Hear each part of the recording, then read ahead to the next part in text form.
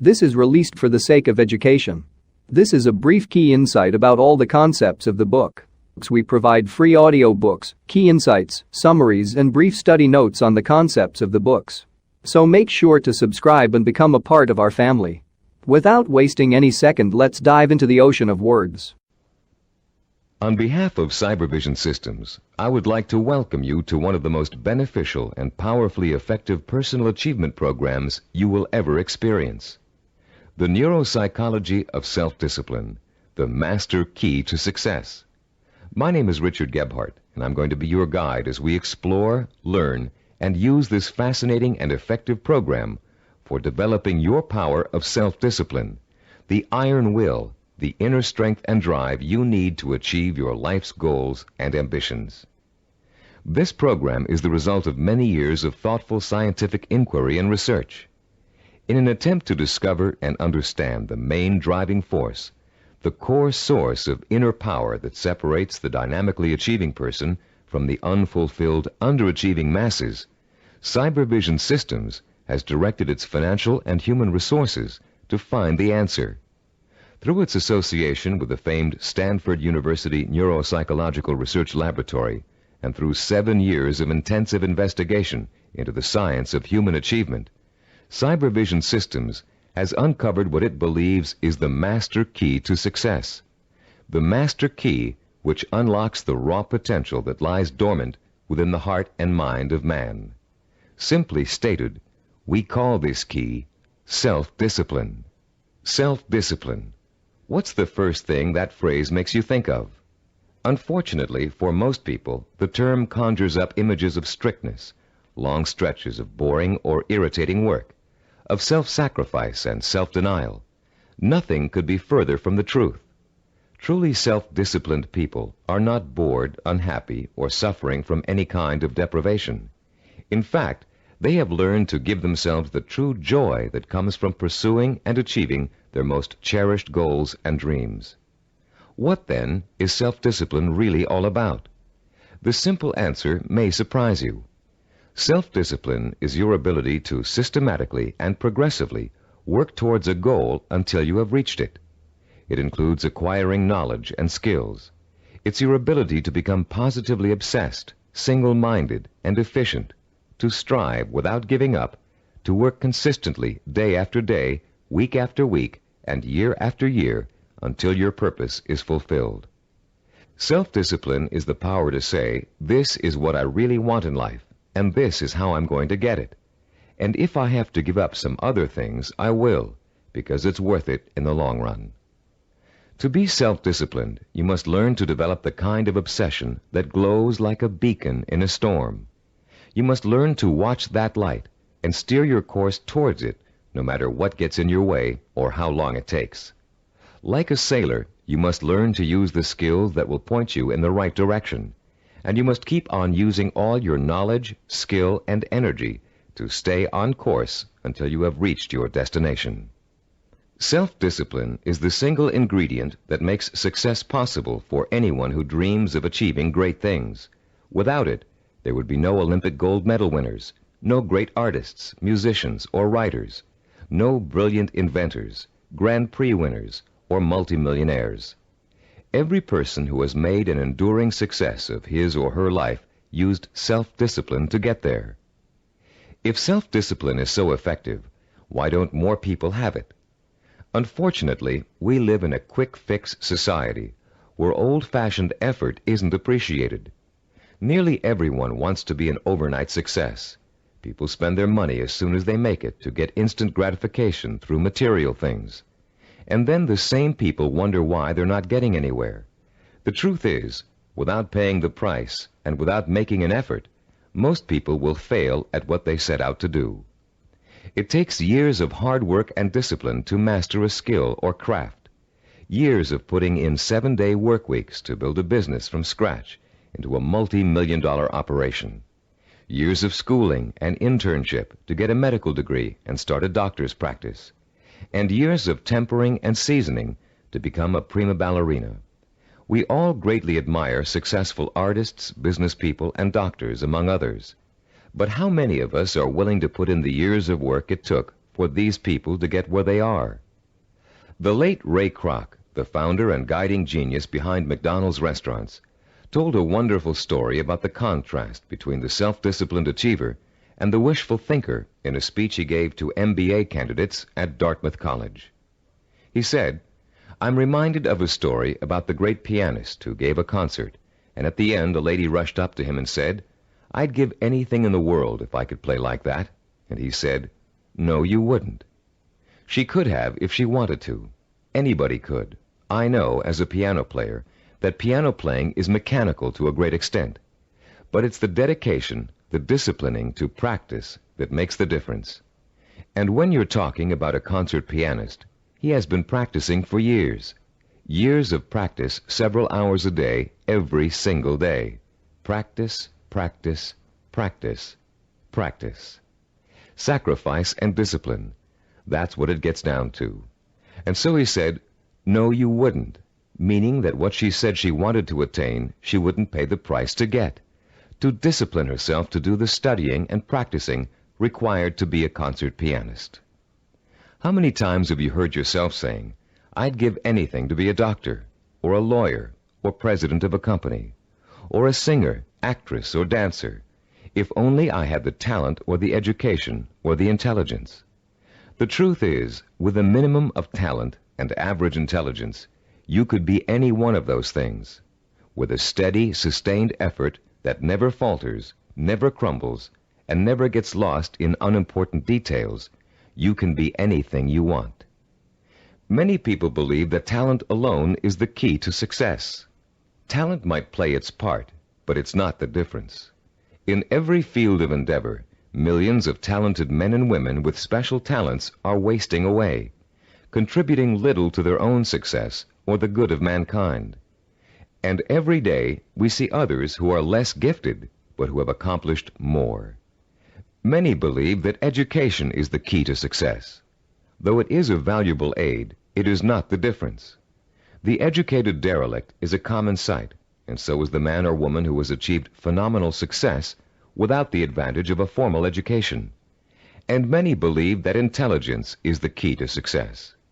Even though a person with a high degree of intelligence is fortunate and possesses the raw materials to be successful, the relationship between intelligence and accomplishment is something less than balanced. Every day we encounter highly intelligent people who barely get by, and their opposite number, men and women of average intelligence, but superior achievements. The one quality which sets one man apart from another, the one key which lifts one to every aspiration, while others are caught up in the mire of mediocrity, is not talent, formal education, nor intellectual brilliance. It's self-discipline. With self-discipline, all things are possible. It's the closest thing you could have to a wish-granting fairy godmother. Without self-discipline, even the simplest goal can seem like the impossible dream. In America today, the greatest cause of failure is the lack of self-discipline. Lacking self-discipline, millions of American dreams turn to ashes. With lofty visions of success, many people don't know that it takes more than wishful thinking, shortcuts, gimmicks, and get-rich-quick schemes to achieve excellence. Somehow, most people have lost sight of the age-old truth that anything worthwhile achieving takes time, organized, persistent effort, and more time. As you look around you, you'll see the many obvious fruits of the undisciplined mind: poverty, unhappiness, and drugs, the social cancer of a quick-fix society. But it is the not-so-obvious, more subtle effects of the lack of self-discipline that we address here, the raw power and potential of talented and intelligent people that lies dormant, unchanneled, and wasted, untapped and unfocused because of the inability of these people to commit and mobilize themselves to a course of consistent action. The lack of self-discipline is the #1 killer of achievement in America. Successful people have one thing in common. They set their sights on a goal and work every hour of every day towards reaching it. They learned what they needed to do to reach that goal, and they found a way to do it. If it meant taking on an extra job, they took the job. If it meant going to school at night, they attended evening classes. If it meant working countless hours 7 days a week, they worked the hours. If it meant relocating themselves and their families, they moved. Success consists of self-discipline, and self-discipline consists of doing whatever you have to do for as long as you have to do it to get where you want to be. If you truly want to seek your fortune, you must develop the inner strength to relentlessly pursue your vision day after day, week after week, month after month, year after year, until it becomes a reality. And it will become a reality. Stop and think about all the things you wish you'd accomplished, the things you know you could have accomplished if you'd only had the self-discipline to pursue them. Would you have gotten more education? Practiced and practiced at your favorite sport until you had a chance of becoming a pro? Learn to read and write music and play an instrument? Study engineering so you could design and sell the ideas you're always dreaming up? Actually, there are things you've accomplished through self-discipline way back in your childhood. Just think, how long did it take you to learn how to walk? For how many weeks and months did you struggle to stand upright? How many bruises did you get from falling down? And how many times did you pick yourself up and try again? You learned to walk because, as a toddler, you became obsessed with learning to walk. You were determined to learn, no matter how hard it was at first or how long it was going to take. Every step you took was a small victory, and every time you fell down, it was just an excuse to start all over. Children are naturally self-disciplined because children believe that everything is possible. Children don't say, "I can't do it." Children say, "I want to do it." When you want something badly enough, and when you believe in it strongly enough, self-discipline will get it for you. Self-discipline is the most powerful tool you own for bridging the gap between wishful thinking and real fulfillment. Without it, you can only stare, as author Amy Gross says, like a window shopper at the good things of life, and shrug and move on.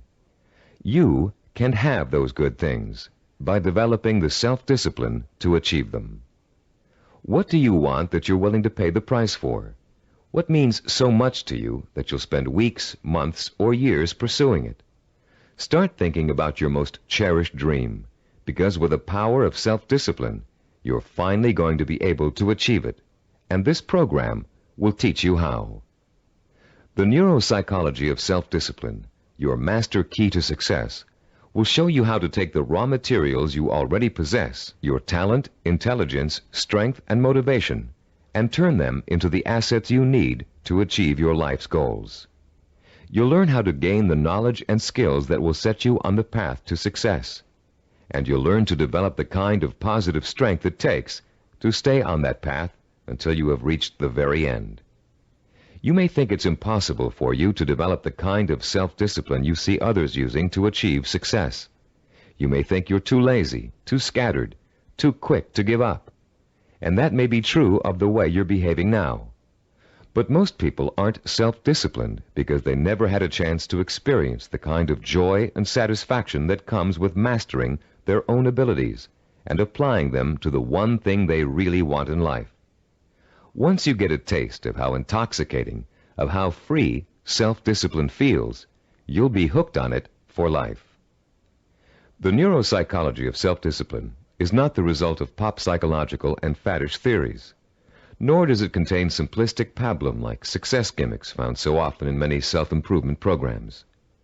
The neuropsychology of self-discipline program incorporates the breakthrough findings of one of the world's most respected brain researchers, Dr. Carl H. Pribram, director of the Stanford University Neuropsychological Research Laboratory, with the practical experience of Cybervision Systems' team of learning experts. Dr. Pribram is one of the most respected and renowned brain and behavioral researchers in the world. Trained as a neurosurgeon, Dr. Pribram has been conducting research into the brain and behavior for over 30 years. His pioneering work and discoveries have led to his being called the father of neuropsychology. Besides his responsibilities at Stanford, Dr. Pribram also serves as the Director of Advanced Research for Cybervision Systems. The neuropsychology of self-discipline incorporates two of Dr. Pribram's revolutionary discoveries. The first is his finding that our behavior is governed by images of achievement, and that without these images, we cannot mobilize and motivate ourselves to achieve our goals. The second is Dr. Prebram's discovery of how the human brain forms visual and sensory images and how these images affect our emotions, our power to commit ourselves to a course of action and see it through to the end with excellence through perseverance and persistence. Dr. Prebram's cutting-edge work lets us understand for the first time the relationship between thinking, sensing, motivation, and behavior. And by collaborating with Dr. Prebram, Cybervision Systems has been able to develop a powerful technology that enables you to harness your own mental processes and motivate yourself to develop the kind of iron will that will carry you through thick and thin to achieve your goals, achieve them well and completely, and enjoy the journey every inch of the way. You don't have to be a scientist to understand, apply, and benefit from these principles. All of the complex research, development, and testing has already been done for you. We've turned Dr. Prebram's research results into a simple but powerful technology anyone can use to learn the beauty and joy of true self-discipline.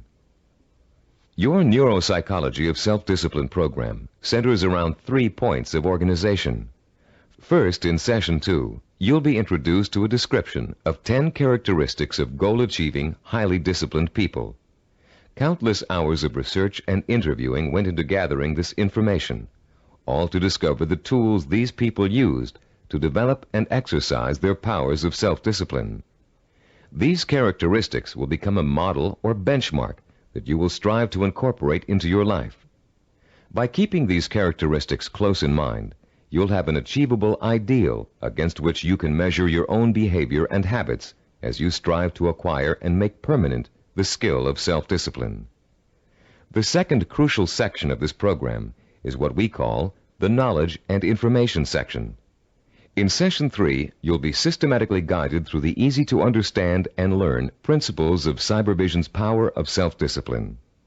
You'll learn once and for all that the power of self-discipline is the master key to your success. Not only will you learn why, but you'll thoroughly understand, in depth, the power principles of self-discipline. The third, and to you the most important section of the program, is what we call Action and Implementation. In Sessions 4 through 10, you'll begin the actual process of becoming self-disciplined, of developing the core skills that will enable you to achieve anything and everything you desire. You'll start by learning how to determine exactly what it is you want to achieve in your life.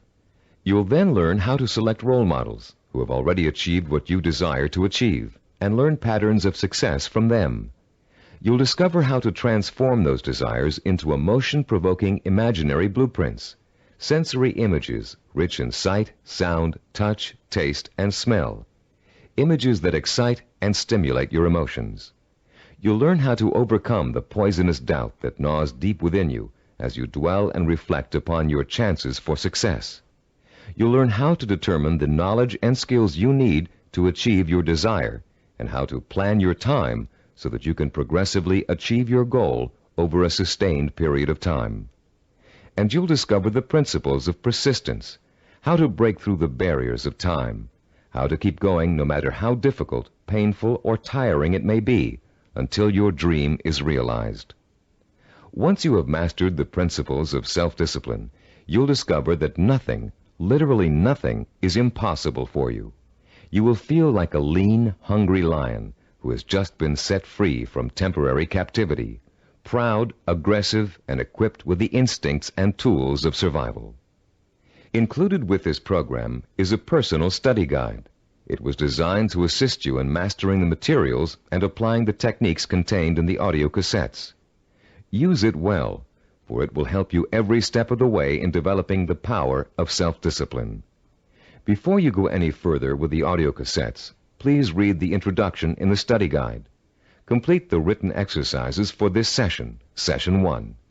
Then prepare yourself to listen to Session 2 by first reviewing the background information on Session 2 in the study guide. By following the principles of this program, you will, for the first time in your life, be able to achieve whatever it is you desire and accomplish it with the pride of excellence. Talking about success is one thing. Anybody can do that. Achieving it day by day month by month and year by year is another. That's what you're going to learn in this program. How to do it. Behind every great achiever, there's another achiever. It may be someone close to home, a parent, teacher, or friend. It may be someone who's currently famous. Or it may be a historical or mythological figure. There are probably many young cadets at West Point and Annapolis today who secretly dream of someday repeating the astonishing feats of General George S. Patton, the legendary World War II hero. Yet Patton himself attributed his success on the battlefield to great military leaders of the past. From early childhood, one of his favorites was Alexander the Great, the young Greek ruler who nearly conquered the world over 2,000 years ago. Fascinated by Alexander's repeatedly successful conquests and his dashing personal style, Patton read everything he could about the ancient warrior. Soon he came to know Alexander intimately, his personality, his leadership style, his way of thinking and solving problems, his military strategies. And finally, Patton got to the point where he could think like Alexander the Great, act like Alexander the Great, and get results like Alexander the Great. When he planned his battle strategies, Patton used tactics that followed along the lines of Alexander's greatest military achievements, and they worked. Patton was so successful in battle after battle that the Germans considered him to be the Allies' greatest weapon. Patton had Alexander the Great and his own disciplined personality to thank for his success. But Alexander himself had someone else to thank for his own brilliant military maneuvers. Alexander drew his inspiration from the mythical Greek god Hercules.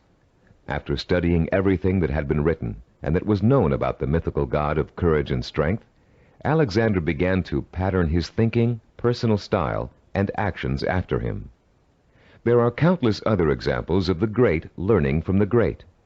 Baseball champion Babe Ruth was once asked how he developed the hitting style that made people call him the king of the home run hitters. Ruth replied that he had simply studied and copied the greatest hitter of his time, a player called Shoeless Joe Jackson. Most, if not all, great achievers draw their inspiration, their style, and their strategies from role models. How much we eventually achieve in life may well boil down to one simple ingredient: the quality of the models we choose to emulate. All human behavior begins with models. We learn to walk, talk, dress, and feed ourselves by watching our families doing those things every day. But we learn more than simple everyday activities from the people who surround us as we grow up. We also learn how to think and behave by watching the way they do. Some people have excellent role models, successful parents, or a family friend who has achieved far beyond the ordinary. But having a role model is just the first step toward becoming a disciplined achiever. You must use that model, make it a part of your own personality in order to succeed. This program will take you through the entire process, from start to finish. In this session, you're going to start by being given a role model of your own, a model of the disciplined, motivated achiever. You'll learn the 10 dominant characteristics of that model and be able to compare your own behavior to it. And you'll also learn about its opposite, the undisciplined underachiever, and why that person is destined to fail. Years of research have gone into the creation of this model. Cybervision has studied people who have been successful in business, education, science, the arts, and other fields. These people were tested for the possible presence of dozens of characteristics and attitudes. And when all was said and done, Cybervision found 10 qualities that were common to every one of them. Understanding the characteristics of the highly disciplined achiever can be as inspiring to you as Alexander the Great was to George Patton. Together, they will form a living, breathing picture of the type of person who is highly self-disciplined and who gets things done. With this picture in front of you, you'll have a model to pattern your own behavior after, and you'll be able to begin to reshape your life along rewarding, achievement-oriented lines. As you listen to these 10 characteristics, compare your own behavior to each one. The idea isn't to become discouraged because you're not living up to an ideal. Rather, concentrate on rating your strengths and weaknesses so you'll understand from the beginning what areas you need to work on the most. Recognize that, as a Chinese philosopher once said, the journey of 1,000 miles begins with a single step. You've already taken that first step by acquiring and beginning to use this program. Now, let's discuss the 10 characteristics common among highly disciplined achievers. The first characteristic of a self-disciplined achiever is a strong, well-defined sense of purpose. The self-disciplined person knows precisely what he or she wants and will go for it, even if it means sacrificing other things in life to get it. Take Norwegian explorer Roald Amundsen, for example. In 1887, when he was a boy of 15, Amundsen read the story of Arctic explorer Sir John Franklin. He was so inspired by Franklin's adventures that he secretly resolved to dedicate his life to polar exploration. And since no man had yet physically found the South Pole, Amundsen set his sights on being the first. His mother had other ideas. She wanted her son to be a doctor and insisted that he attend medical school. At first, Amundsen gave in, but then, unhappy and frustrated, he quit school, joined an exploration party, and went to sea. Amundsen spent years apprenticing in the treacherous Antarctic.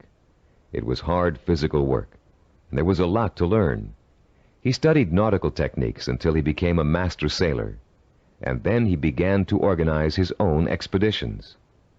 24 years after Amundsen chose his goal, he succeeded in achieving it. In 1911, he became the first man to find the South Pole.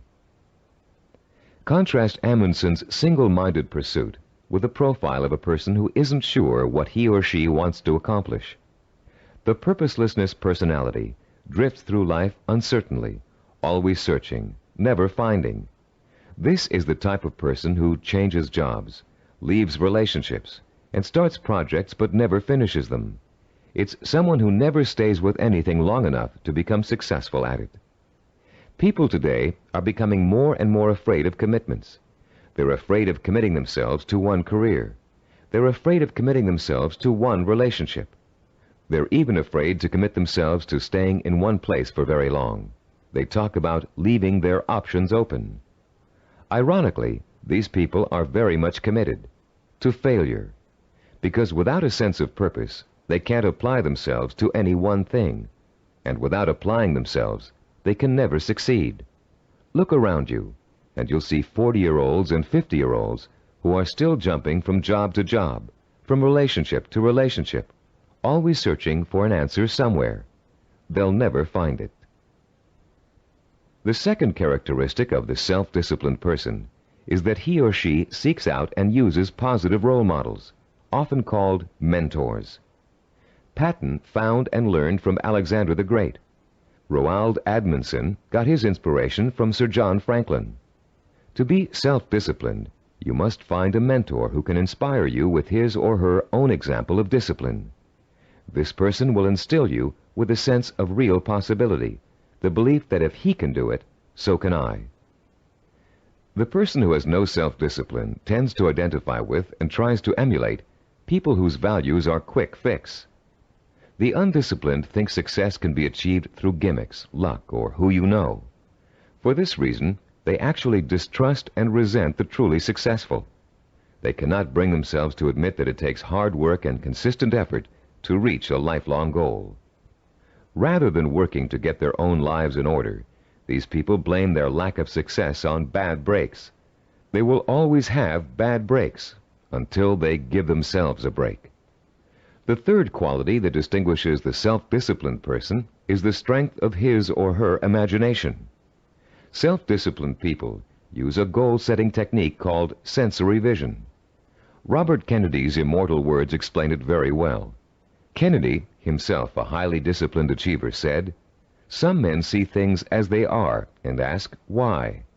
I see things as they could be and ask, why not?" The key to developing this kind of vision is learning to use your imagination in a clear, creative way.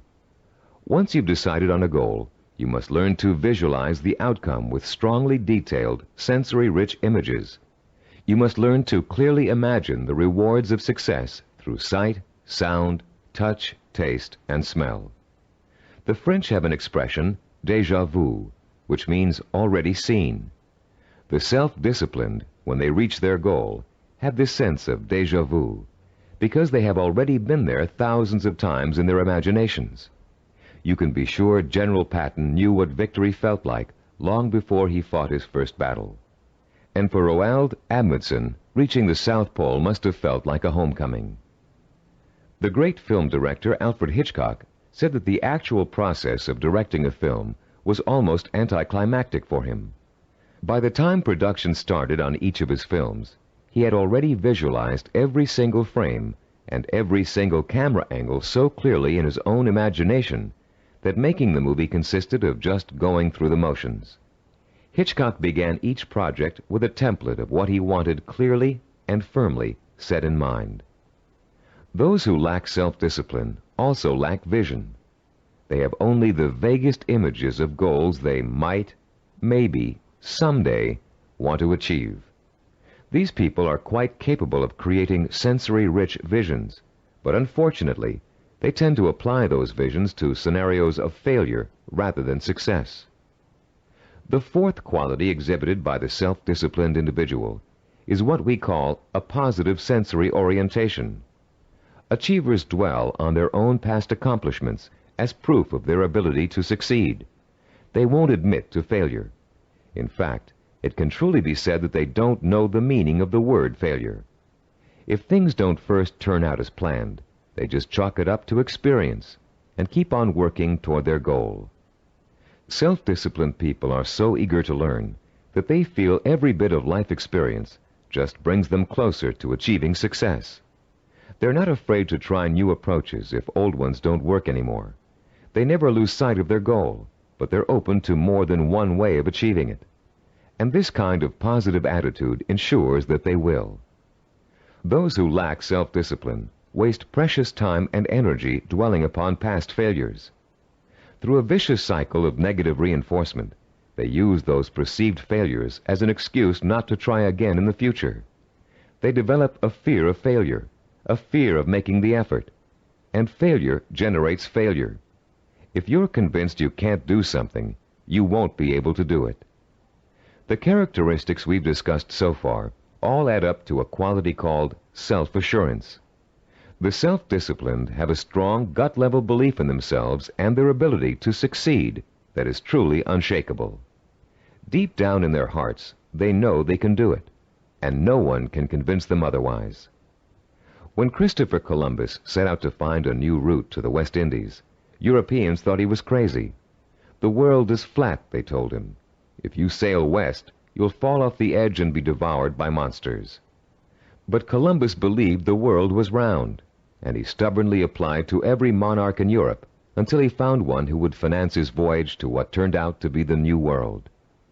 The disciplined achiever is fueled by self-confidence, but the undisciplined are hampered by self-doubt. This foreboding of failure haunts them in everything they attempt to do, and effectively slams the door shut on any possibility they might have of succeeding. The sixth characteristic that self-disciplined people share is their ability to plan and organize. The self-disciplined achiever knows how to take his or her goal and break it down into pieces that can be worked on one at a time. Priorities are set, and the important tasks are tackled at the beginning. This practical, methodical approach is the only way to achieve success, no matter what your endeavor. When Henry Ford designed the Model A, he had a goal in mind. He wanted every American to be able to afford to own a car, his car. But in those days, cars were hand-built, and the time and effort involved in making one resulted in a very expensive price tag. Ford knew he had to find a faster, cheaper way to build cars. So he patiently worked and planned out a radical new idea, the assembly line. Each person on the line would perform just one task, enabling them to perform it quickly. And an entire machine could be assembled in record time. People laughed and said it wouldn't work, but Ford had spent years planning it out in every detail, and it did work. The assembly line became such a success that other industries began to use it as well. One man's careful and patient planning launched a new industrial era. Contrast Henry Ford with the typical man on the street. His attention is scattered, and he's disorganized. He either has no idea what he's going to do next, or he has so many irons in the fire that he can't keep track of them all. Maybe he's trying to start a business, but he's busy hiring employees when he still doesn't have any clients or office space. Maybe he's decided to switch careers, but he's already planning how to spend all the money he's going to make, even though he's going to need 4 more years of schooling before he can begin to practice his new career. This type of person is wasting time and energy.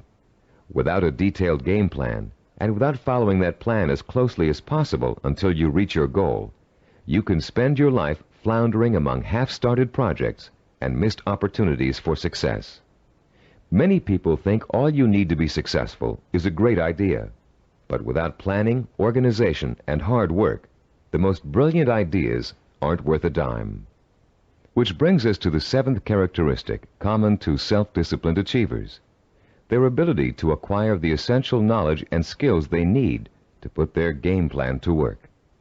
Achievers recognize how important it is to learn, and they're willing to make the necessary sacrifices to complete their own personal education. Sometimes this means going back to school. Sometimes it means spending weeks or months gathering information on a particular subject and talking to the kinds of people who can help. Sometimes it means taking a new type of job just to acquire certain skills. What it always means is a commitment to learning what must be learned in order to make a goal achievable. If you want to become a doctor, you must first study pre-med, then go to medical school, and then complete your internship before you can set up a practice. Anyone who thinks he can become a physician without doing all of those things is just dreaming. If you want to run your own business, there are ways of approaching your business education. You can go to graduate school and get an MBA. You can work for someone else in the type of business you want to start and get hands-on experience before going off on your own. You can find a partner who knows how to run a business and take on less responsibility in the beginning, watching what your partner does and learning the essentials. Those without self-discipline are always looking for shortcuts. They take weekend courses and think they're highly qualified for a new profession. They listen to one person's advice and think they've heard it all. They try to start a business without business plans. Going through a real learning process is too much trouble. Why is it so much trouble? Because the undisciplined person lacks patience, the 8th quality on our list of self-disciplined characteristics. The kinds of patience Christopher Columbus and Henry Ford exhibited. The kind of patience engineer Washington Augustus Roebling demonstrated in finishing the building of the famous Brooklyn Bridge. Roebling's father, John Augustus, was the brilliant engineer who designed the Brooklyn Bridge and began overseeing the building of it in 1869. It was going to be the first steel suspension bridge in the world, a feat of engineering for its time. But the project had hardly begun when the elder Roebling suffered a fatal accident, and someone had to carry on. That someone turned out to be his son. Washington Augustus Roebling took over where his father left off. But just 3 years later, he contracted Caisson's disease from spending so much time underground. The illness left him almost completely paralyzed, in great pain, and confined to a wheelchair for life. Some people would have given up the project under those conditions, but Washington Augustus didn't. Instead, he moved to an apartment in Brooklyn Heights that overlooked the bridge, and he sat all day at the window, watching the work as it progressed and supervising it from his living room. Messengers ran back and forth, conveying his instructions to the workers on the bridge. Washington Augustus worked this way for 11 years, until the bridge was opened in 1883. Obviously, the younger Roebling's patience paid off, mostly because he, like other self-disciplined achievers, was not intimidated by time. Roebling would have sat at that window without complaint for 20, 30 years or more in order to finish his project. It meant that much to him. Later in this program, we'll explore further the special relationship between the highly self-disciplined and time. For now, we'd like to point out that time becomes immaterial to those immersed in pursuing a goal. Hours pass as if they were minutes, weeks as if they were days, years as if they were months. The self-disciplined do not worry about time. They also see time as a tool. Accomplishment takes time, and people who wish to achieve have all the time in the world. Because every moment they're working towards their goal, they know they are coming 1 minute closer to reaching it. And for the self-disciplined, getting there is at least half the fun. The undisciplined view time as an enemy, something to beat. You'll hear them say, "I want it all now. I can't wait." Unfortunately, these people don't realize that time is going to pass anyway, and if they're not working toward their goal, they're only wasting the time they feel is so precious. The self-disciplined are persistent. This is the 9th quality that contributes to their success. They have what it takes to stick to their vision through thick and thin, day in and day out. They don't give up in spite of rejection, hardship, setbacks, or other people's opinions. They are relentless in their pursuit of their own dreams and goals. The self-disciplined are actually very stubborn. They succeed against all odds. When they get discouraged, they draw new inspiration and motivation from their sensory-rich visions of success. And that's enough to fuel their emotional drive to keep on making the effort. Ellie Hawkins, a mountain climber, is a good example of someone who just wouldn't give up even when the odds turned against her. She set out to climb a particularly difficult face of Yosemite's treacherous El Capitan. Ellie undertook this climb to prove that dyslexia, a learning disorder from which she suffers, can be beaten. In the middle of the climb, Ellie slipped and suffered a rope burn on her left hand that was so bad she almost lost complete use of the hand. She could have stopped there, but she didn't. What started out to be a 6-day climb turned into a torturous 8-day ordeal as Ellie worked with one hand, holding her wounded arm above her head to lessen the pain. Ellie reached the top and immediately announced plans to tackle another very difficult climb. No one doubts that she'll do it, because she has the hallmark of a disciplined achiever. The undisciplined are easy quitters. They give up when the going gets rough. They're more interested in having a good time than in working. Even worse, they find it impossible to have a good time when they are working.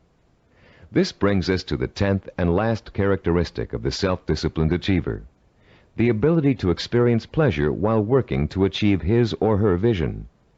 These people are excited by their goals and become easily engrossed in the work it takes to get there.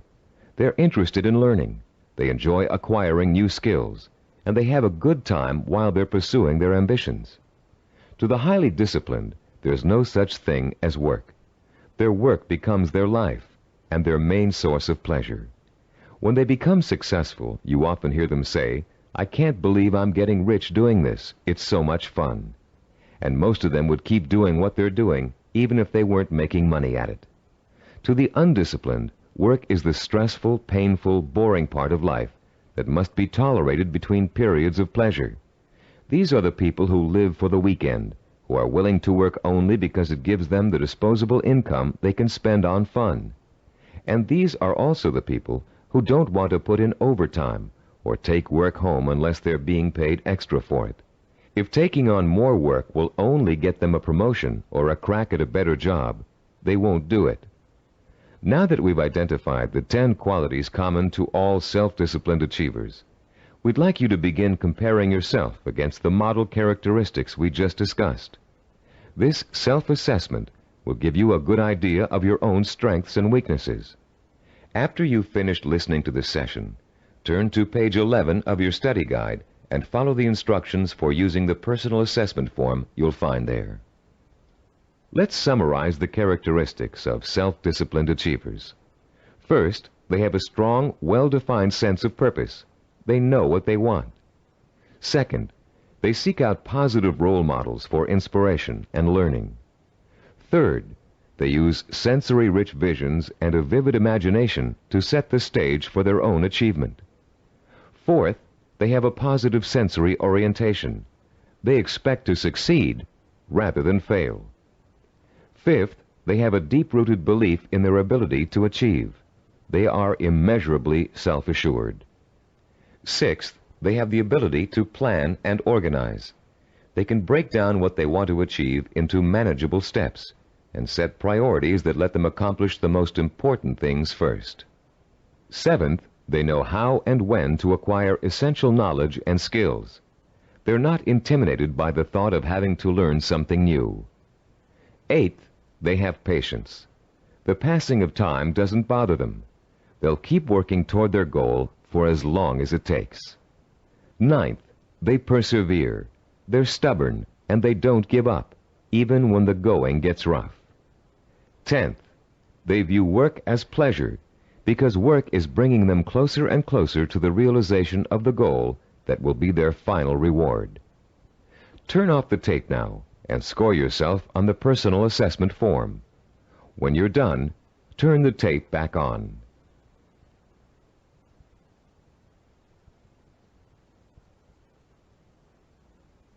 Welcome back. We hope you're not too discouraged by an honest assessment of where you stand now in terms of self-discipline. Remember, you've already taken the first steps toward making a positive change in your life, and you will experience that change by the time you finish this program. Nothing will be impossible for you once you develop and harness this inspiring and enduring power of self-discipline. And, as you'll soon find out, self-discipline is not so difficult to develop as you might think. As a matter of fact, using this program is going to be your first exercise in acquiring it. Already, you're on your way. In the next session, we'll explore the power behind the characteristics we've just discussed. You'll learn why they're so important in developing self-discipline, and what they can do for you once you have them. And you'll be further along the road toward understanding and developing the one characteristic that will give you the power of success. After completing Session 2, you should now have a clear picture of your strengths and weaknesses as compared to the model of the self-disciplined achiever. Perhaps for the first time in your life, you're able to objectively see which of your attitudes and behaviors have been acting as barriers to developing the kind of self-discipline that will enable you to achieve your dreams and ambitions. Now that you have a better understanding of the 10 characteristics of the self-disciplined achiever, we're going to provide you with the scientific foundation for Cybervision's unique self-discipline program. In this session, you'll learn how recent scientific discoveries have made it possible for you to acquire, harness, and focus the power of self-discipline, the power to achieve whatever your mind and heart are set on achieving. That power is what sets achievers apart from the mass of ordinary people, people described by American philosopher and writer Henry David Thoreau as leading lives of quiet desperation. That power is what drove great achievers like Dr. Jonas Salk, Ludwig von Beethoven, Albert Einstein, and Mahatma Gandhi. But what does that power consist of? What is the force that motivates high achievers to sustain a long-term effort that might take 10 years, 20 years, or a lifetime to achieve? More importantly, if we can define and isolate such a force, how can you or I tap into it? The force exists, and it has a scientific basis. By the time you've completed the neuropsychology of self-discipline, you'll understand its origins, its strength, and its power. And you'll be armed with all the tools you need to stay in touch with that force in order to accomplish anything you set out to do. There are many self-improvement programs that, like crash diets, offer good short-term results but stop working after a few days or weeks. These programs tend to rely on one of 3 kinds of motivation. The first is evangelical. A powerful orator, we'll call him Speaker X, comes to town with promises to increase motivation and production after a single seminar or series of seminars. Perhaps your boss encourages you and your coworkers to go. Perhaps he even purchases a block of tickets. Meeting night arrives, you attend, and the speaker is indeed inspirational, as are the bells and whistles and songs and slogans that accompany him. It is a fever-pitched, emotionally charged experience that Speaker X has to offer. As he exhorts you to live up to your enormous potential, to work harder, better, and more enthusiastically, to use your talents, to use your mind, you feel power welling up inside you, and the people around you are feeling the same kind of power inside them.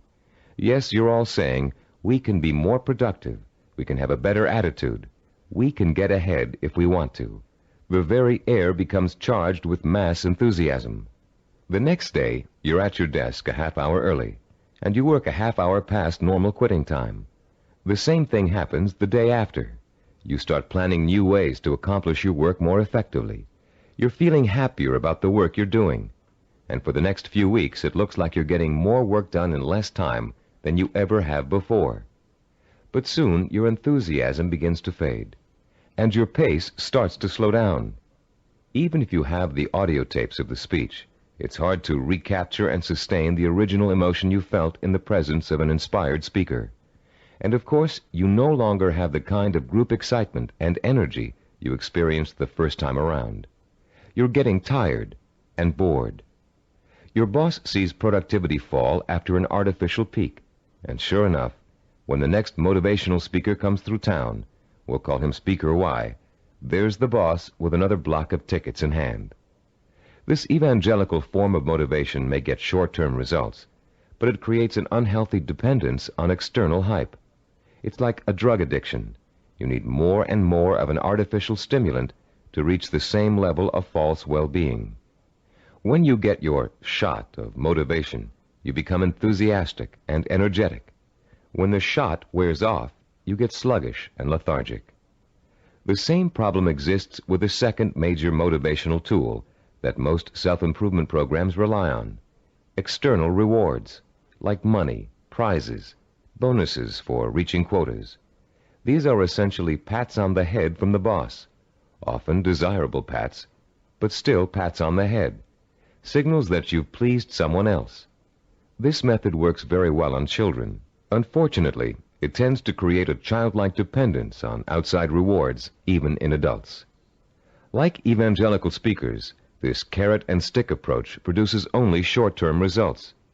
External rewards do not increase individual commitment, and most people tend to adapt to them quickly, soon expecting bonuses as a matter of course, and not because they performed above and beyond the call of duty.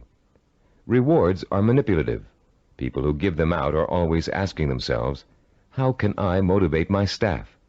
The truth is, to be truly effective in the long term, motivation must come from within. The third classic motivational tool is a familiar one: fear. Humorists Carl Reiner and Mel Brooks created a comedy album in the early 60s in which Reiner, as a journalist, interviews Brooks, who plays a 2,000-year-old man. Eager to know about life in the distant past, Reiner asks Brooks, what was the major form of transportation in those days?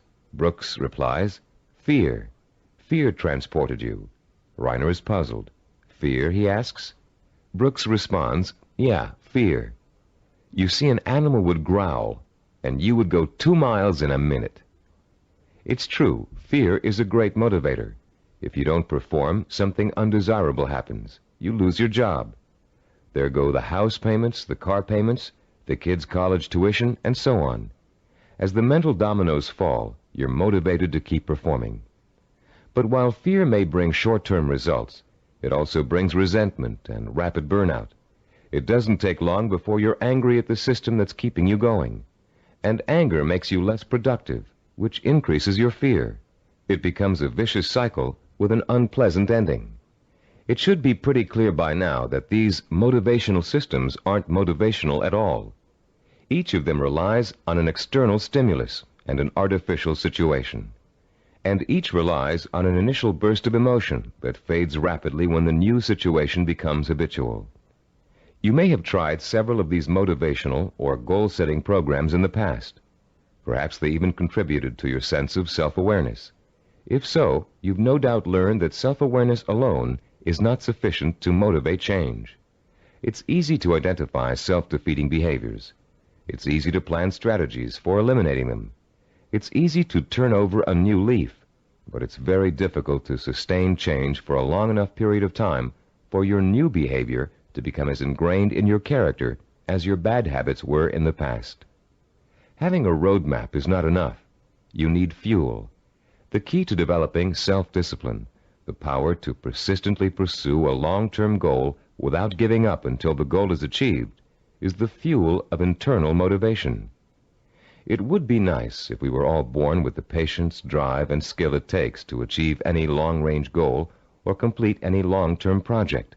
But we're not. Self-discipline is a learned behavior.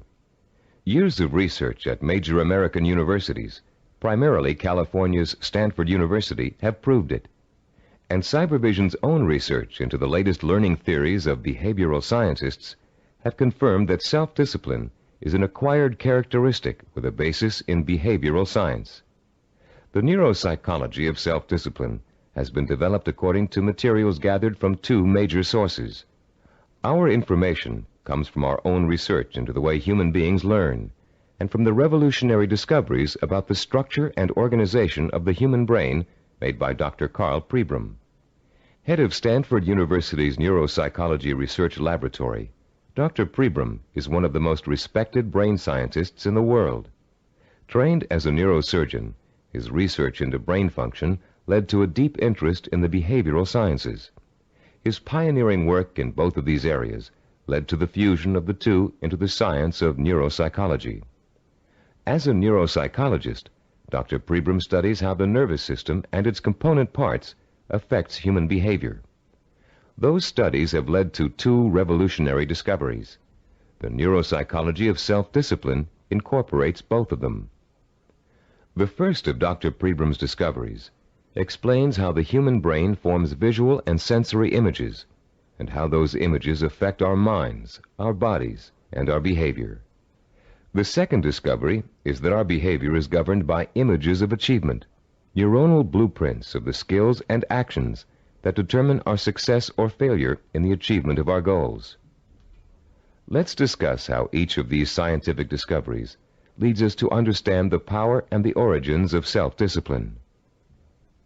Many scientists and psychologists have believed for years that the human brain barely distinguishes a real experience from an imagined one. Best-selling self-help books like Psycho-Cybernetics, Think and Grow Rich, and others have used this belief as their foundation for motivation and change. This idea has also been the cornerstone belief of people involved in metaphysics and the human potential movement. The idea that the brain cannot tell the difference between a real experience and an imagined one has never been scientifically proven until Dr. Pribram's research showed us that it is true. But Dr. Pribram's research did not prove that, as many people think, all you have to do is imagine what you want, and through the magical power of the mind, you will achieve it. If this were true, achievement would be easy. And as anyone who has tried to achieve a long-term goal will tell you, it is not. Put into its proper perspective, this concept of imagination is critical to achievement, but not because imagination possesses a magical power to attract success like a magnet.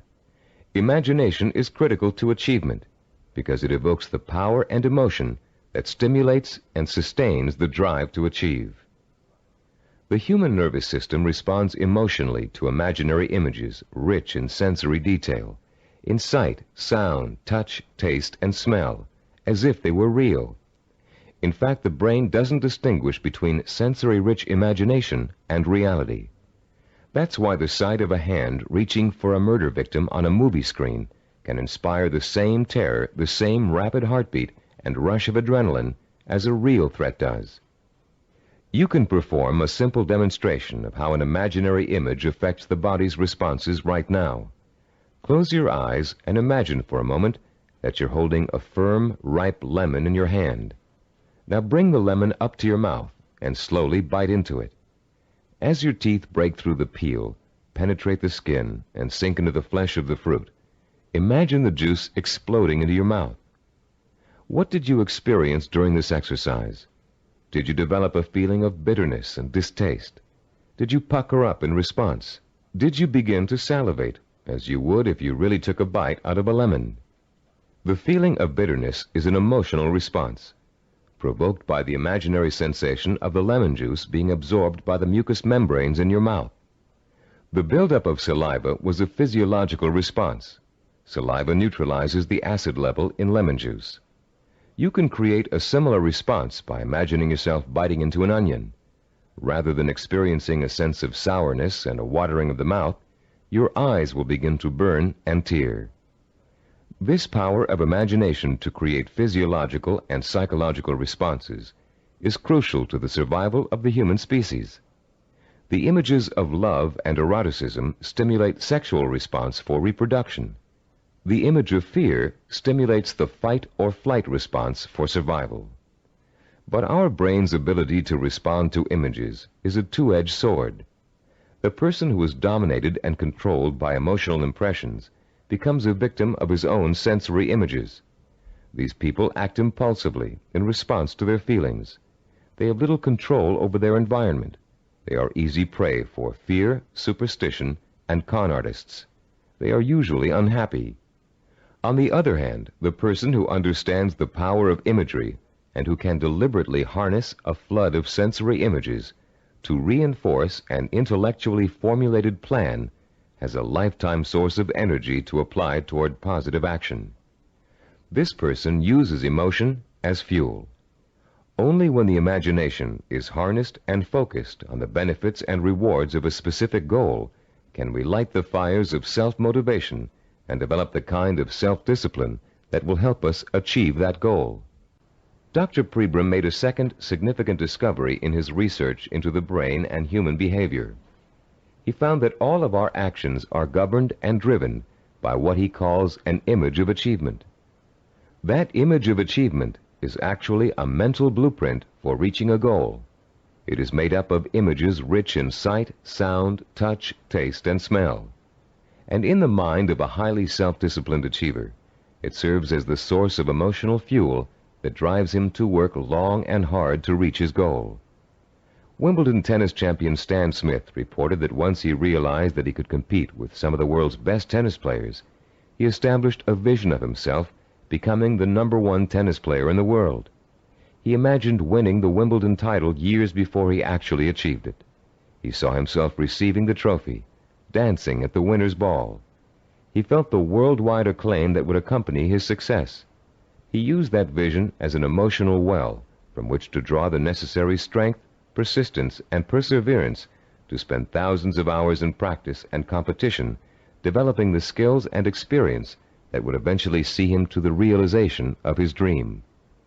Have you ever heard someone say, "I wanted it so bad I could taste it"? That's the kind of stimulus that motivates the self-disciplined achiever. Not only can the achiever taste victory, he can see, smell, hear, and feel it too. After years of research, we now know that such deep, sensory-rich images are the actual language of the brain. Although it is actually far more complex, the brain can be compared to a computer. Computers, also referred to as hardware, can do nothing by themselves. They are simply the vehicles for programs called software that tell the computers what to do. Think of the brain as hardware and the imagination, images of achievement, as software. Images of achievement tell your brain what to think, which in turn tells you how to act. The right images can set in motion a chain of events that will lead you towards any kind of achievement you can imagine. Author Joe Himes describes watching a Taekwondo master named Young Tai Lee practicing blows against a straw-covered board. Lee pounded his fist again and again against the board, oblivious to the fact that his knuckles were bleeding. When Lee's practice was over, Himes asked him whether his hand hurt. Lee replied, "Not until just now, when I thought about it." When Himes looked astonished, Lee explained further, "When I was striking the Makawara board as you came in, my mind was on my home in Korea. Though I was standing here, I was seeing the mountains I knew as a youngster and the children I played with, hearing their laughter and my mother's voice. I was unaware of the pain in my hand." Lee then told a dramatic story of his own Taekwondo master, who once underwent a sinus operation with only his own concentration for an anesthetic. "How was that possible?" Himes asked. "Regulate your breathing," Lee replied. "Fix your eyes and mind on something else, perhaps a rock or a spot on the floor or ceiling. Concentrate on that object, savor it, taste it, give it color, and smell the dimension. Let it absorb all your thoughts and concentration, and the pain will diminish." If we replace the word object in Lee's description with the word goal, we have the perfect description of a sensory blueprint. Concentrate on that goal, savor it, taste it, give it color, and smell the dimension. Let it absorb your thoughts and concentration. This ability to use sensory images to marshal one's powerful sensory impulses toward a goal is the essence of self-discipline. We are all born with imagination. Self-disciplined achievers have learned to use it to achieve even the most seemingly impossible goals. The self-disciplined achiever begins the journey to success with imagination. He asks himself, if I can have whatever I can imagine, what do I want? What is my purpose? When he has defined that purpose, he uses his imagination to create a vision of achievement, a sensory-rich image that will evoke an emotional response so strong that he is driven to action to bring his vision to life. And when he has achieved that goal, he uses his vision to create new goals, for the self-disciplined achiever never stops. He has learned such a powerful method for becoming successful that the pleasure of succeeding has for him become life itself. The self-disciplined achiever also uses imagination to change his goal whenever necessary. As images evoke emotion, and emotion propels him to act, he gets closer and closer to his goal. And the closer he gets, the more his reality changes. When it changes in such a way as to make his original goal either impossible or undesirable, he changes that goal to fit his new reality. The self-disciplined achiever creates a feedback system that ensures that he will never give up, and he will ultimately achieve what he wants. This is where most people fall down. They're working towards a goal, and suddenly circumstances interfere with that goal. They get sidetracked. Then when they try to get back on course, it doesn't work. Because their original goal does not fit their new reality, they think they have failed, and they give up. In the same circumstances, the self-disciplined achiever uses his or her goal visualization as a reality check. If reality suddenly dictates that the original goal won't work, the goal must be altered to fit reality. The achiever has not failed. He or she has set a new course that will lead to success. Take someone who sets out to become an obstetrician.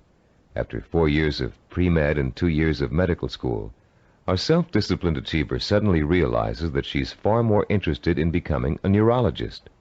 Should she drop out of medical school? Of course not. She'll simply switch her visual blueprint to another field of medicine and change her plans for where she'd like to intern after medical school. She doesn't think of herself as a failed obstetrician. She thinks of herself as a successful neurologist.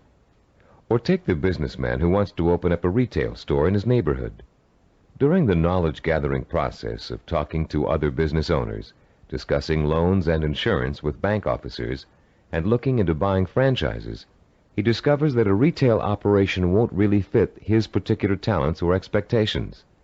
Instead, he realizes he's a perfect candidate for starting a direct marketing company. So he changes his vision and his direction to fit his new goal. For these people, the fire still burns, but the trial and error process of working towards their goal has led them in directions they wouldn't originally have thought to go in, and they will be successful because they're flexible enough to grow and change as their goals grow and change. The relationship between vision, self-motivation, and achievement can be condensed into an easy-to-understand 7-step formula for developing self-discipline. As we explain that formula, you can refer to your study guide and follow along as we talk about the 7 keys to self-discipline outlined in Diagram 3.1. The first step in developing the power of self-discipline is to create a purpose. You must define a cause to which you can wholeheartedly commit your time, resources, and energy. This cause points you in a direction. It gives you a reason for making the effort. It lights a small spark inside you that will soon begin to burn with emotion and drive. The second step is to find role models who have already achieved what you want to achieve. Study their life patterns, their methods and techniques for reaching their goals. Let their example inspire you. and realize that they are normal people just like you, but they are self-disciplined people. With the power of self-discipline, you can achieve as much as they have. With a firm purpose in mind and an exciting sense of possibility sparked by your role models, you'll find yourself developing a strong-willed emotional belief in your ability to succeed. The first small spark of hope is turning into a glowing ember of possibility. In the third step, you'll translate your feeling of possibility into a sensory-rich vision of success. At this point, with a vision rich in touch, taste, sight, smell, and sound in front of you, you'll make the leap from the possible, I think I can do it, to the heartfelt, I know I can do it. Your vision and your belief will fan the embers of conviction until they burst into a flame of emotion that incites you to action.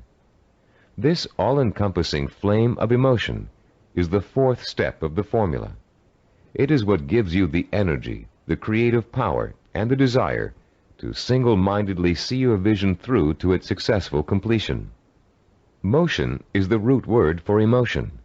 The original meaning of the word emotion is, in fact, a moving, a stirring, an agitation, which is precisely what happens when belief in your goal catches fire. The fifth step in our formula is planning, the first bit of action inspired by your emotion. Through effective planning, you can identify and map out the steps you need to take in order to make your vision a reality.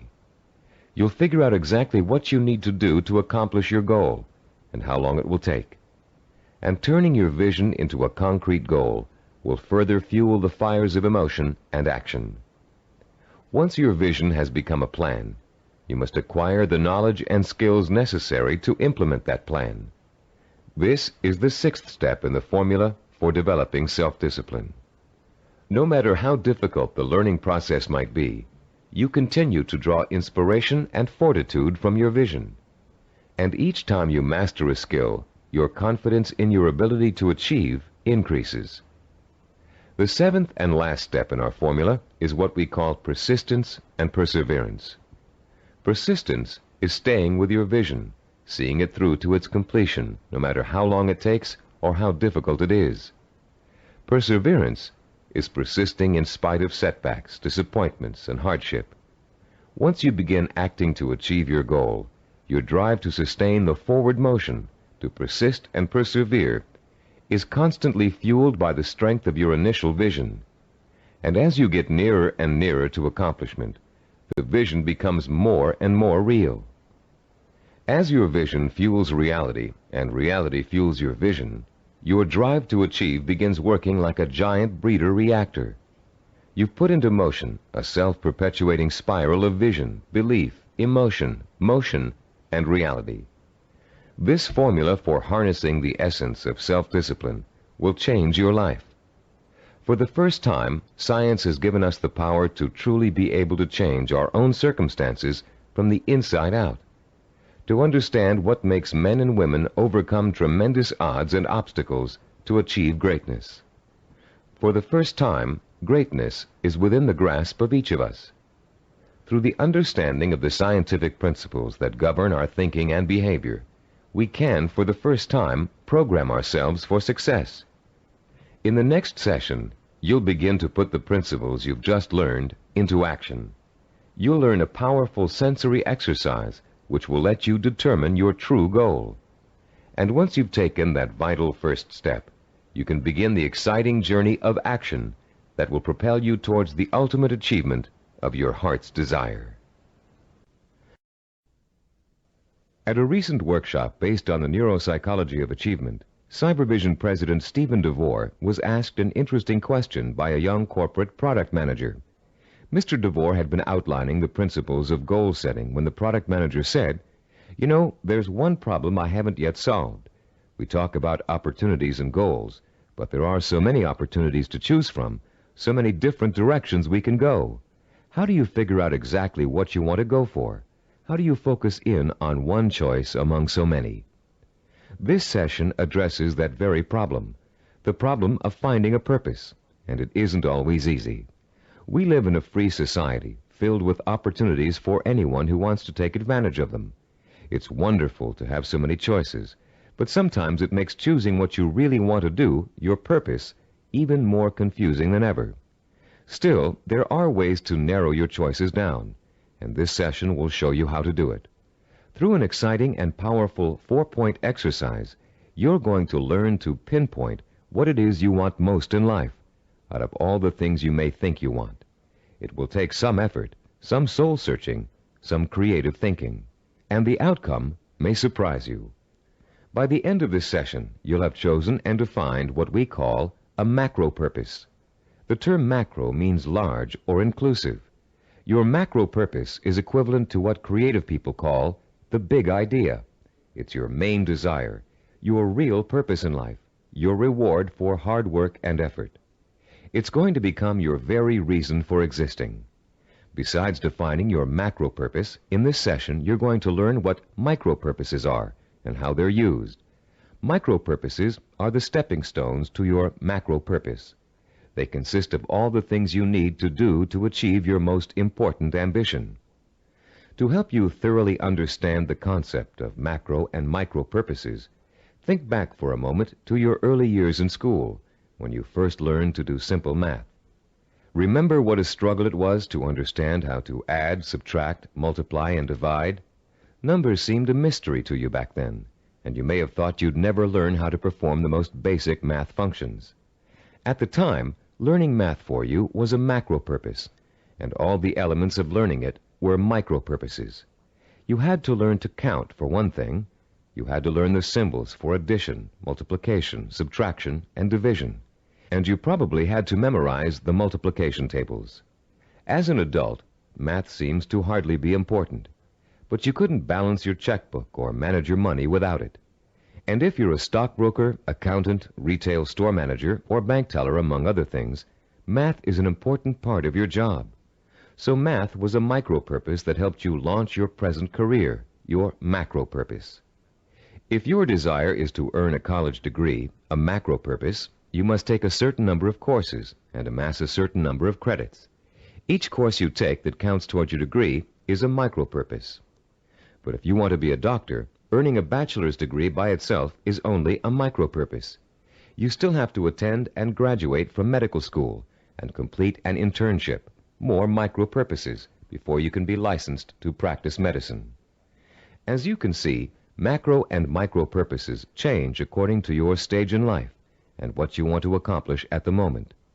A teenager may enter college with no clear idea of what he or she wants to do except finish school, the macro purpose of the moment. But by the third year of school, that student may decide on a career that requires additional schooling and a period of apprenticeship. So finishing school becomes a micro purpose, a stepping stone to a rewarding career.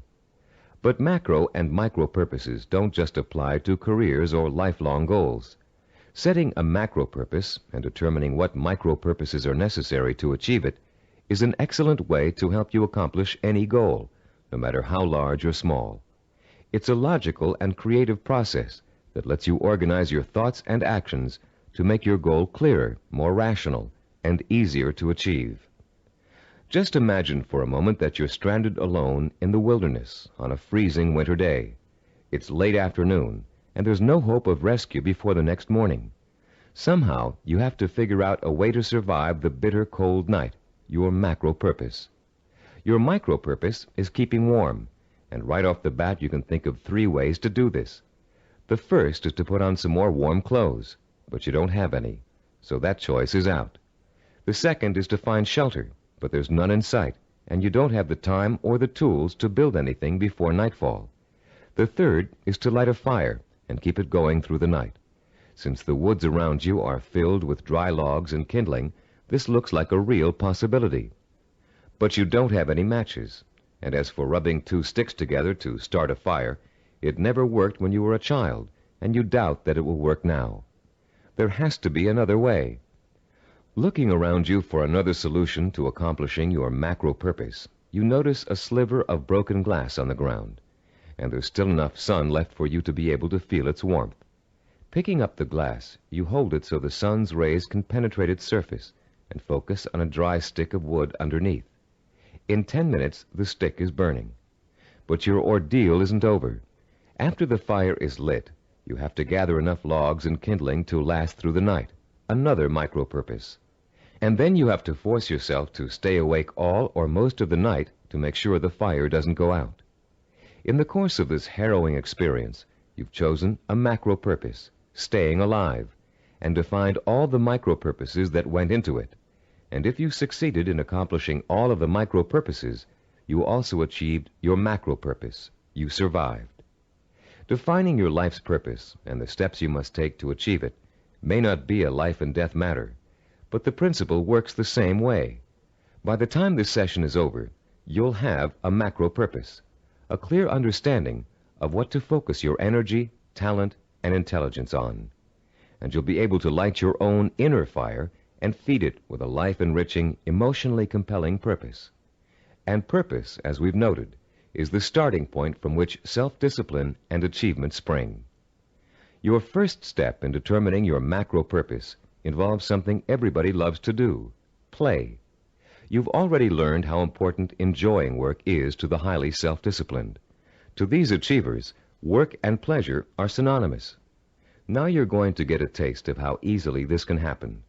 For the next few minutes, I'm going to ask you to work and play as you engage in a process called limitless wishing. Start by closing your eyes and relaxing. Imagine that you're on a beautiful, deserted beach, walking barefoot in the sand. A soft breeze is keeping you cool, and you're enjoying the sound of the waves splashing rhythmically against the shore. As you stroll along the water's edge, you see an object in the near distance that's half buried in the wet sand. The waves splash over its surface, then recede, leaving it exposed to your curious eyes. You wonder what it is, and you start to walk a little faster so you can reach it before it's engulfed by the next wave. In a couple of minutes, you're standing over it, still not sure what it is. It's metal, somewhat round, and looks like an old lamp. You dig your fingers into the wet sand and pull it out. There's an inscription on the side of the object, but you can't read it clearly. You begin to rub some of the sand away from the oddly shaped letters. Suddenly, the lamp begins hissing, and it releases a cloud of what looks like steam or gas. Frightened, you drop it, but you continue to watch what the lamp is doing out of curiosity. Slowly, before your very eyes, the cloud begins to assume human shape, and soon you're looking up at the largest person you've ever seen. When it speaks, its voice is rich and kind, and its message is amazing. The genie thanks you for releasing him from hundreds of years of captivity inside the lamp, and according to the hospitality of his people, he offers you a reward for helping him. You have only to name 5 wishes, he says, and they will be granted. You can ask for anything, he tells you, as long as it is specific and humanly possible to achieve. At first, you refuse his offer, but as he continues urging you to accept, you begin to realize that no, you aren't dreaming, and yes, you really can have your 5 wishes. The possibilities start dancing before your eyes. Think long and hard about it. What are the things that will turn your life around and make you truly happy? What is it you secretly wish for, day in and day out, every day of your life? Take your time in deciding. This is too important for you to rush over. You may change your mind about your first choices after you've thought about it some more. When you do make your final selections, write each one down in the space provided on page 18 in your study guide. Start each wish with the term, I want, and write it in clear, specific language in the present tense. Turn your tape off now and decide what you will wish for.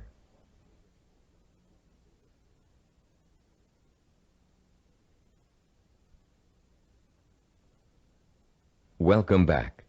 You now have in front of you a list of 5 wishes that your mind and heart told you are the most important things in life to you. Now, with a little imagination, you're going to create a scenario in which each of these wishes is fulfilled. This second step of our 4-part process is called wishful imagining. Close your eyes again and picture, in as much detail as possible, that your first wish has come true. If you wished for a great deal of money, imagine how your life has changed now that you've gotten it. Imagine the kind of house you're living in, the kind of car you're driving, the kind of clothes you're wearing, and what you're eating for breakfast and dinner. Maybe you've got a private plane or a swimming pool, a new career, new friends, or the same friends you have now, but with a new attitude toward you. Try to imagine that you're having dinner or drinks with your best friend, and you're explaining to that friend how your new life feels. This is a friend you trust completely, so you can say anything, positive or negative. Really imagine you're there, in the restaurant or bar, being served food or drinks, with people talking around you and soft music in the background. Imagine what you look like. Are you younger, thinner, better dressed? Is your friend looking envious? Picture every single detail, down to the season, the location, the restaurant, the plates and glasses on the table. Repeat this process for every one of the 5 wishes you wrote down. And as you imagine each one coming true, pay attention to your emotional response. Are some wishes easier to imagine than others? Did 1 or 2 really make your pulse quicken with excitement? Are there any that felt particularly comfortable, as if you could just walk right into the scenario and feel at home? Which one seemed to draw you in like a magnet? There will be one wish that unmistakably evokes the greatest emotional response in you. That wish will be your final choice, and you'll be ready to proceed to the 3rd step in defining your purpose, the step we call creative biography. When truly accomplished people pass away, they've generally left behind a legacy of achievement in art, finance, politics, or the social sciences. Biographers and historians then catalog those achievements so others can read about them for inspiration. For example, here's the entry on a man named Thomas Arnold from the Britannica Junior Encyclopedia. The text of this biography also appears in your study guide on page 18. The biography reads as follows: Thomas Arnold, 1795 to 1842. Some people are loved without being respected, and others respected without being loved. Arnold of Rugby was loved by many, respected and admired by everyone who knew him. Born at Cowes, Isle of Wight, this great headmaster and scholar was educated at Winchester and at Oxford in England, where he distinguished himself in classics and history. He left Oxford in 1819, and after 9 years of study and writing was elected headmaster of Rugby School. His powerful personality set its mark on the school from the first, and made it great in a new sense. He was very religious, and he inspired his boys with new and more serious ideals of scholarship and life. He found time, too, during the 14 years of his headmastership, to publish sermons, an edition of the Greek historian Thucydides, and a history of Rome. In 1841, he was appointed professor of modern history at Oxford, but died the following year. He was buried in Rugby Chapel, and his son Matthew wrote a beautiful elegy about him on that occasion. Arnold was too forthright to be tactful in his dealings with boys or indeed with grown-ups, but he always won their respect, and often their love, by his high-minded attitude toward life and its responsibilities. This entry can only summarize the lifelong accomplishments of a beloved teacher and respected scholar. But listening to it, you can get a good idea of the purpose which must have guided Thomas Arnold. Here was a man who valued learning, scholarship, teaching, and personal integrity above all else. What do you value above all else? What would you like to be remembered for? Relax and close your eyes again. Now imagine that you hold in your hands an encyclopedia published in the year 2100. It's a heavy book with a solid feel to it. You can smell the leather binding and feel the crisp new paper as you open it. Find the section that begins with the first letter of your last name. Then turn the pages slowly as you search for the entry that gives you the details of your life. There it is, suddenly, clear as a bell. Your heart beats just a little bit faster as you see your name in bold-faced type. Now you're burning with curiosity. Did they include the most important things about you? Are your most cherished accomplishments in there? Did they understand the purpose behind the things you did? You begin to read the entry to find out. Yes, it's all there. your birth date and hometown, the schools you went to, where you lived, and then the words that describe your highest achievements, your contributions to society. Savor the words as you read them. Let them form a clear picture in your mind of the kind of person you were and what your purpose in life was. When you've finished reading your own biography, turn off the tape and write down what you just read in the space provided on page 19 of your study guide. Don't leave out a single detail. Make sure you paint a vivid picture of the self-disciplined achiever who worked so long and hard in pursuit of a single purpose that he or she ended up deserving an entry in such a distinguished publication. When you've finished writing your own biography, please turn the tape player back on.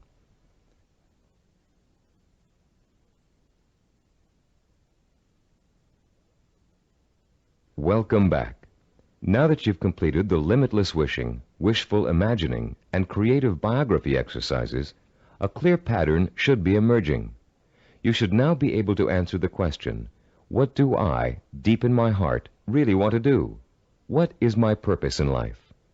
Your fourth step in determining your purpose is writing this, the answer to that all-important question, down. You're now going to compose a personal statement of purpose.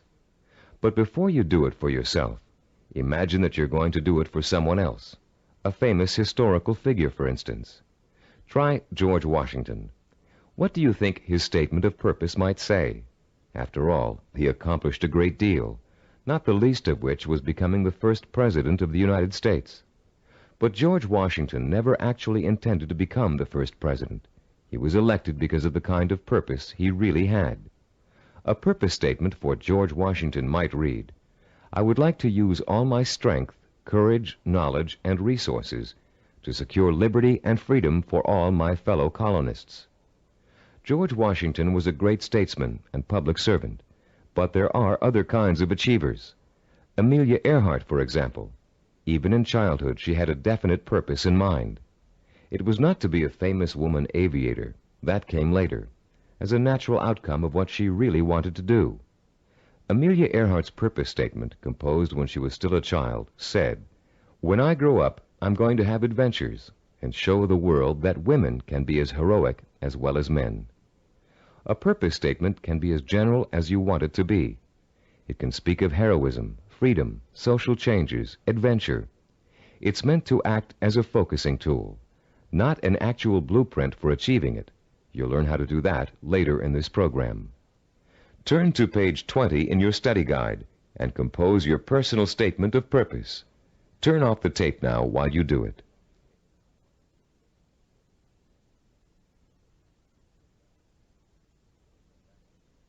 Welcome back again. You've come a long way in this session.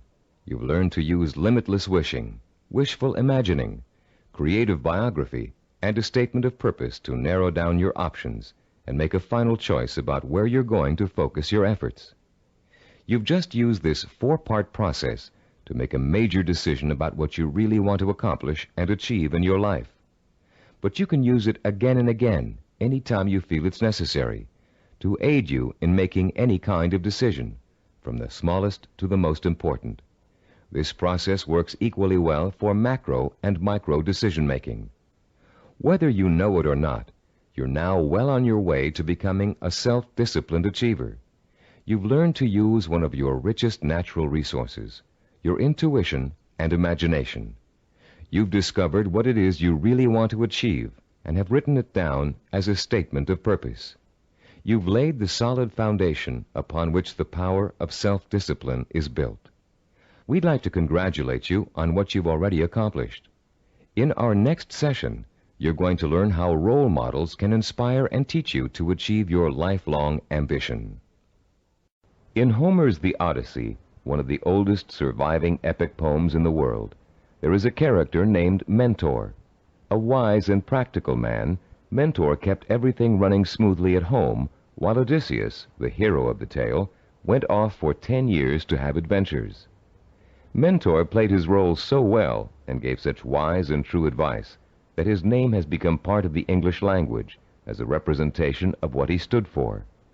The American Heritage Dictionary defines a mentor as a wise and trusted counselor or teacher. This session is about mentors. Few achievers can ever reach their goals without them.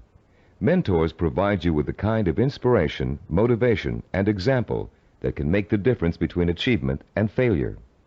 Mentors help you to develop the belief that anything is possible. And mentors allow you to learn through modeling, that is, emulating the person you'd like to be. In ancient civilizations, mentors were revered. In the 18th century BC, there lived a wise Babylonian king named Hammurabi. One of his greatest achievements was developing and drafting mankind's first set of civilized laws, known today as the Code of Hammurabi. This king was so wise that one of his laws required all men of learning and craftsmanship to pass on their knowledge and skills to the young through examples their students could follow. Hammurabi realized that without modeling, no civilization would last very long. There have been many changes in the past 3,800 years, but one thing has remained the same. Without modeling, learning and achievement are not possible. It is a rare person who can forge a new path in society without consciously or unconsciously imitating someone that came before him. It is a rare artist who develops a new style without first having worked in the style of a master he or she has always admired. But actual skills aren't the only thing you learn through modeling. Values, attitudes, and behaviors are also passed on from mentors to students. And whether you realize it or not, you've been a student of behavior all your life. As an infant, your eager mind quickly grasped everything that was going on around you. You watched and later imitated what your parents, siblings, friends, and teachers were doing. If you had good models of integrity and achievement, most likely you grew up to be an achiever yourself. But if your models reflected apathy or failure, you probably grew up to imitate many of the self-defeating and negative behaviors you witnessed in your early years. Most of us had models who could best be called middle of the road. Your parents may have had specific skills and abilities they were proud of, but fell short of being a good example to you in other ways. An older brother or sister may have possessed exceptional talent in an area where you couldn't possibly compete. As a result, you've probably been instilled with a mixture of negative and positive attitudes about yourself and your abilities to succeed. It's time for you to develop the kind of positive outlook that is critical to developing self-discipline. It's time for you to throw off the cloak of self-doubt and realize that when you acquire self-discipline, you have what it takes to achieve your goal. It's time for you to use that self-discipline to develop the knowledge and skills you need to achieve. And in order to do all those things, it's time for you to find mentors who have already accomplished what you want to achieve. You're no longer a helpless infant who can't pick and choose good models to learn from. As an adult, you have the intelligence and power to go out and find the kind of mentors who will inspire and teach you with examples of their own persistence and positive attitudes and behaviors. By the time we finish this session, you'll know how to find your own personal mentors and use them to their fullest ability. And you'll be able to overcome the negative attitudes and lack of self-discipline that have been holding you back up until now. You'll learn how to identify your own personal role models using historical figures and the people surrounding you today. You'll find out how to actually learn new attitudes and behaviors from them. You'll learn how to use them to create a blueprint for your own actions, starting right now. And more importantly, you'll learn how to draw inspiration from them, the kind of inspiration that empowers your purpose, what you want to achieve, with a sense of possibility. If others have achieved it, then it's possible for me too. How do you go about finding mentors? At first glance, it may seem that there's nobody even remotely accessible to you who has the same kind of hopes and dreams as you do. But high achievers always find a way, and so can you. In our research, we discovered that achievers draw their inspiration from role models in two ways: indirectly, from reading and watching films, and directly, through day-to-day observation and contact. Let's first discuss how self-disciplined achievers indirectly find their mentors. Indirectly, they learn through media portrayals, mostly through the reading of biography and autobiography, reading profiles of achievers in magazines and other periodicals, and watching inspirational films and television programs. You may not be able to meet and talk to George Washington, Charles Lindbergh, Margaret Mead, or Agatha Christie, but each one of them has left behind a legacy of accomplishments that have been covered extensively in print and film. Stop now and think of all the people you've read about, heard about, or seen portrayed in films. Whom did you admire most? Whose story elicited a throb of recognition from you, a feeling that if you could be in anyone's shoes, that was the person you'd like to be? It could even be a fictional character, a great detective or explorer created by an imaginative writer. But there had to be, and still has to be, someone you've always greatly admired and wished you could be like. After he made the film Rocky, Sylvester Stallone talked in an interview about the power of mentors and how his movie worked to inspire millions of people around the world. "I think there's a definite formula in reaching audiences," he said. "Provide them with heroes and heroines who have to pull themselves up from the depths of despair. And as they struggle and claw and finally attain their goal, the audience says, 'That's the kind of person I want to be.'" Stallone's character Rocky is the embodiment of a man obsessed with and driven by a vision rich in emotion and purpose, a self-directed achiever who overcame the odds through hard work, effort, persistence, and perseverance. Browse through the New York Times nonfiction bestsellers list this Sunday in your local paper. You'll find that half the books listed are biographies or autobiographies, testaments to people of enormous self-discipline and high achievement. Examples of the power of self-discipline are all around you. You only have to visit your library, your local newsstand, the closest movie theaters, or your local video store for inspiration. Your first step in finding a self-disciplined mentor is to search out books, magazine articles, and movies in which the main characters, fictional or real, have achieved something similar to what you want to achieve. And after studying these people, you can begin to answer the questions. What is it I must do to achieve my goal? What skills do I need to learn? How must I behave? What actions do I need to take? Your mentors will provide you with the answers. The self-disciplined have 3 direct methods of finding role models to learn from and emulate. The first is through personal acquaintances. They may have a friend whose business or personal successes have inspired them to take similar routes to the top. Or perhaps there's a family member who has achieved widespread recognition for outstanding contributions to the community. Because these mentors are close at hand, they can be watched from a front row seat. You can observe their attitudes, behaviors, and thinking patterns. You can notice how they solve problems. You can pay attention to how they behave when confronted with setbacks or victories. You can watch these mentors grapple with the issues of everyday life and the larger issue of achievement in a chosen area. But sometimes there just aren't any people who are that close to you who fit the bill of the self-disciplined achiever. You must find other methods of seeking out real-life mentors. The second way self-disciplined people directly find mentors is through what is commonly known as networking. Networking consists of building relationships with the people who can introduce and expose you to positive role models. Networking is not to be confused with social climbing. The primary motivation of the networker is to learn as much as he can from as many successful people as he possibly can. The main benefit from networking is the quality of the contacts you can establish.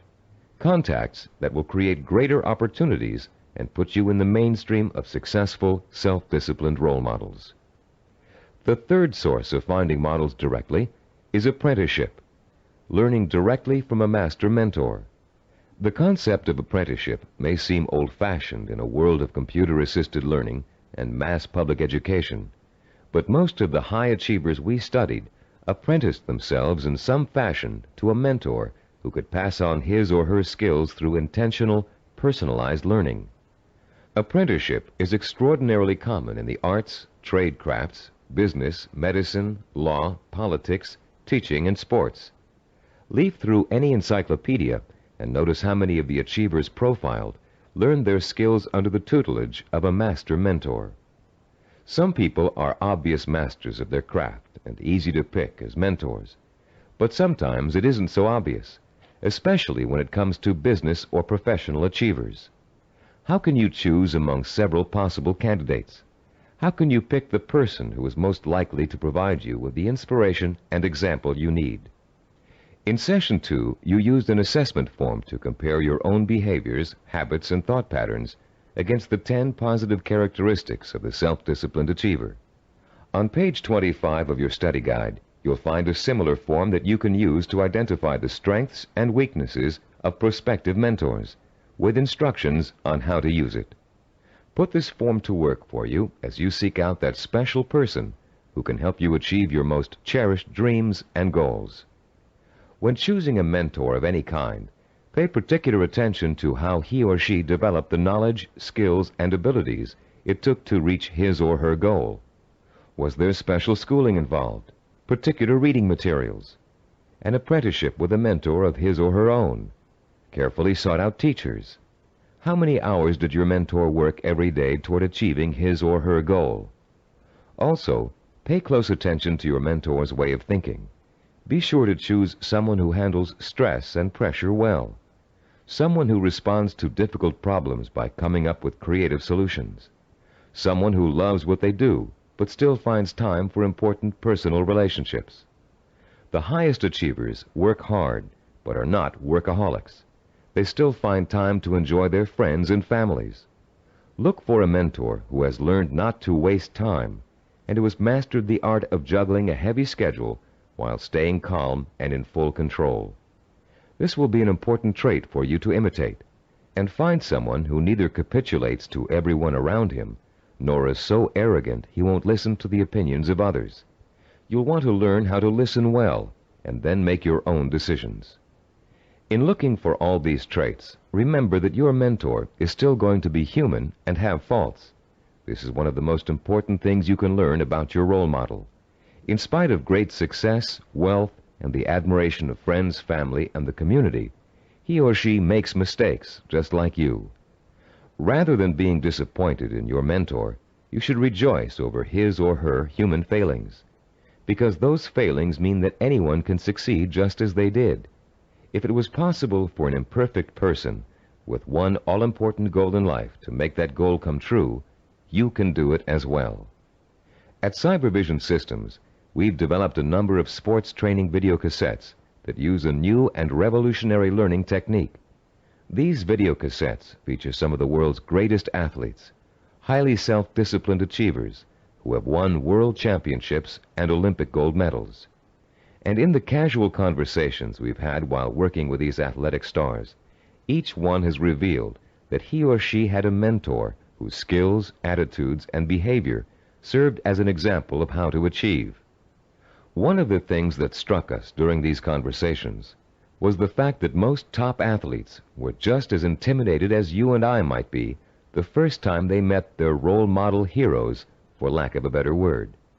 The idea that a major league ball player of undisputed talent might be quivering like a school kid in the face of their lifelong hero made us feel pretty normal, actually.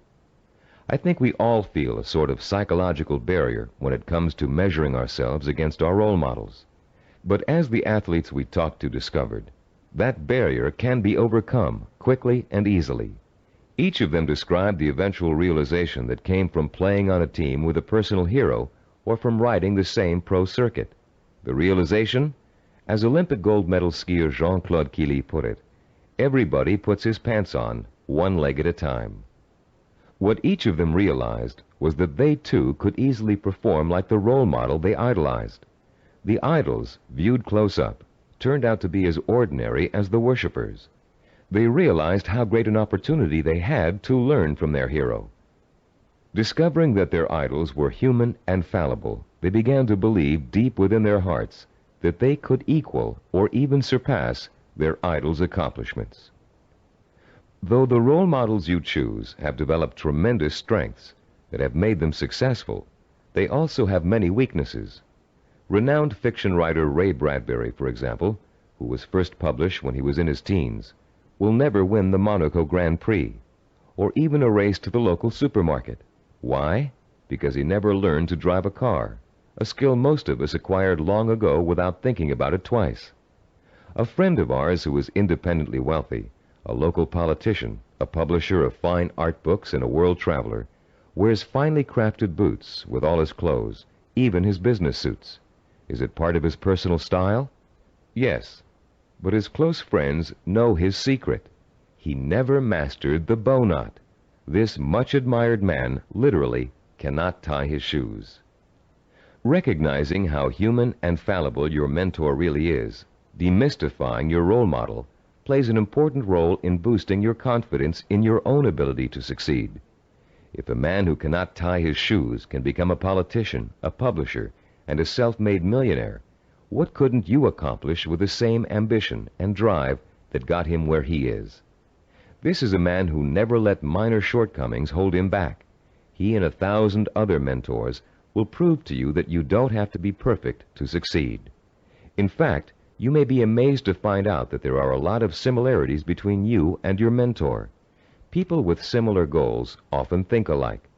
The only substantial difference, then, between you and your mentor is the kind of self-disciplined effort he or she has applied to achieving a goal. If you apply the same kind of effort, you can be just as successful in achieving your goal. As a matter of fact, you can try on success for size by emulating your mentor's achievements while you're working toward a similar goal. Remember childhood dress-up games, playing pirate with a tinfoil sword and your mother's scarf wrapped around your forehead. Role-playing doesn't work only for children. It can give anyone who's striving to reach a particular goal a template to follow for achieving that goal. Hunter Thompson, who broke new ground in journalism in the 1970s with his gonzo style, picked up much of his technique by imitating one of the greatest writers in the English language, Charles Dickens. Thompson literally sat down and physically copied Dickens by hand, letting his mind and his muscles get used to Dickens' rhythm and style. Hour after hour, he copied Dickens' prose, word for word. And Thompson went on to become a successful and popular contemporary writer. The great 19th century psychologist and philosopher William James contended that if you want to acquire a positive habit or behavior, simply act as if you already have it, and you will. James was aware that the human nervous system is incapable of distinguishing between a physically real experience and a vividly imagined one, which means that once you select your mentor, all you need to do is act just like that person in order to be just like him or her. Remember General Patton? He acted just like Alexander the Great, and he won battle after battle against the Axis. What about Babe Ruth? He imitated Shoeless Joe Jackson and went on to achieve much greater fame than his role model. Or perhaps you've heard of a fictional character named Bunker Bean. Bunker Bean was a timid, weak boy, raised by his parents to think he would always be a failure, and he was. He failed in school, he failed with his friends, he failed in everything he attempted, until one day Bunker Bean ran into a fortune-teller who told him he was the reincarnation of Napoleon and was destined to achieve great things. Bunker Bean was shocked out of his usual apathy by this revelation. Going to the library, he took out every book he could find on the legendary Napoleon Bonaparte. He bought posters of Napoleon and hung them up all over his room. And as he studied about the emperor, whom he really believed was his former self, he began to imitate Napoleon's habits, attitudes, and behaviors. Years later, Bunker Bean was a rich and powerful man. He had everything anyone could have asked for. Running into the fortune-teller one day, he thanked her for changing his life by telling him about his former self. And to his astonishment, she laughed and told him she had lied to him years before, just to get his money. He wasn't the reincarnation of Napoleon after all. Bunker Bean was crushed. But since he had spent the many years acting like his role model, he found he couldn't shake the habits of success he had acquired. It was then that Bunker Bean realized that everyone is born with the potential to be a great achiever, if they can only believe they are. You don't need a fortune-teller to set you on the road to greatness. You do need to find a mentor, study that mentor, realize his or her strengths and weaknesses, and start imitating the behavior that made your mentor the success he or she is today. If you were an actor preparing for a starring role, you'd spend months studying the script. learning your lines and rehearsing your part over and over again until you knew it inside out. Only then would you have the knowledge, skills, and confidence to make a glorious debut. If, as Shakespeare said, all the world's a stage, then finding a mentor is your way of choosing your own starring role. For a while, as you closely observe your mentor and learn the script, you'll be just an understudy. But then, one day, the stage will be yours. Acting as if has remarkable suggestive power. In a book called The Wind Walker, which was made into a powerful film, an aged blind Indian spends his days teaching the ways of warriors. Sitting late at night, reflecting on the day's lesson and the children's reactions to it, he recites a poem to the heavens, part of which goes, "And did you not see the glow of their faces when he called them men, when he called them warriors? And is it not so that we become most quickly the persons we think we are?" And later, this passage appears. He was making the children feel important, that one day they could be important. That was the way of a teacher, of a true man. Once you select your role models and learn about them and from them, you, like the young Indian children, should feel important, so that one day you will be important.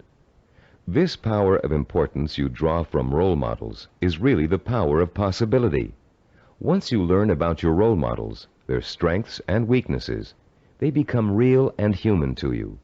You stop worshiping them and begin to believe that you can become like them, or even surpass them. Once you make this realization, then your purpose becomes more real, more possible, and the fires of desire, fanned by the sense of possibility, begin to burn deep within your heart. And then, and only then, can you successfully begin the process of working persistently and progressively toward your vision and purpose. We're now reaching the heart of the action section of this program. In this session, you're going to learn how to transform your purpose into sensory-rich, emotion-provoking images of achievement. But before we do, let's quickly review the kinds of actions you've taken so far to begin your journey to achievement. In Session 4, you learned how to determine your purpose, the goal that represents the true desire of your heart and mind. This purpose is so important to you that you're willing to dedicate a great deal of time and energy to achieving it. It gives you a reason for living, and a reason for becoming the kind of self-disciplined achiever who can make it happen. In Session 5, you learned how to identify models of achievement, people who have already attained goals similar to yours. You learned how to turn those models into personal mentors, people who can inspire and teach you to achieve in much the same way they did. You found out how to isolate and identify their talents and habits. You also learned to use your mentors to create a strong sense of possibility, a feeling that if they could do it, so can you. With a clearly defined purpose and a strong feeling of "it's possible for me," you have already broken through the chains of failure that shackle and bind more than 90% of mankind. Most people don't have a purpose. They don't think that they're capable of achieving anything worthwhile. Now you're ready to take another giant step on the road to achievement.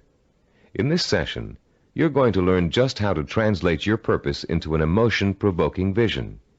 This vision will become so real in your imagination that it will inspire and motivate you to work towards it every minute of every day until you make it come true. What we call your vision of success is a clear, sensory-rich, highly detailed mental picture of what you want to achieve and the rewards you'll experience as a result of its achievement. When this vision of success is linked to your purpose and a strong sense of possibility, it will, like a hot branding iron, burn itself deep into every fiber of your being. Not only will you become obsessed with this vision, but you'll also develop a sense of deep belief in your ability to achieve it. Your vision allows you to make a quantum leap from the sense of possibility to the sure-fired conviction that I know I can do it. You're about to learn a simple but powerful 4-step process for transforming your purpose into a sensory-rich goal. Once you have done that, we're going to give you 5 easy-to-use guidelines that will help implant the goal deep into your mind and nervous system. It will then become a permanent part of you and serve as the fuel that fires your emotion and incites you to purposeful action. Let's now begin to learn about the process of sensory goal setting and how you can use sensory goals to develop what we call a magnificent obsession, a burning desire to achieve your purpose. The first step you must take is to translate the statement of purpose you developed in Session 4 into what we call a sensory goal statement. As you recall, your statement of purpose was a general statement of what you would like to achieve. Your sensory goal statement is going to be much more specific. There are 3 main elements to the statement you are now going to write. First, it must be result-oriented. It must focus primarily on what you want to get out of your achievement. Second, your sensory goal statement must be time-specific. You must determine a point in time when your goal will be achieved. And third, it must be measurable. You must specify a criterion that lets you know when your accomplishment is complete. If you want to become a doctor, for example, your criterion might be finishing your internship and setting up your own practice. If you want to start your own business, your criterion of success might be the day you move into your own offices or hire your first employee. Having a measurable goal gives you the motivation to work towards a specific end. It also lets you measure your progress along the way and take corrective action if you're moving off target. This sense of having a concrete reality to work for, combined with an actual time frame and a result to look forward to, fuels your drive and compels you to work persistently and systematically toward the ultimate success of your endeavors.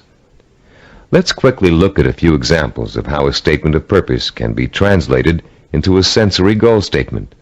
Let's say your statement of purpose reads, "I want to help cure disease." Your sensory goal statement might read like this: "In June of 1989, I will receive a medical degree." If your purpose is to become your own boss, then your sensory goal statement might read, "In January of 1987, I will open up a retail store of my own." If your purpose is to run a marathon, your sensory goal statement might read, "In June of 1986, I will enter the Boston Marathon and complete the 26-mile run in under 5 hours." Now turn to page 29 of your study guide and look at Form 6.1. There's a space there for you to write your goal statement down. Take a moment now to compose and write your sensory goal statement in the space provided.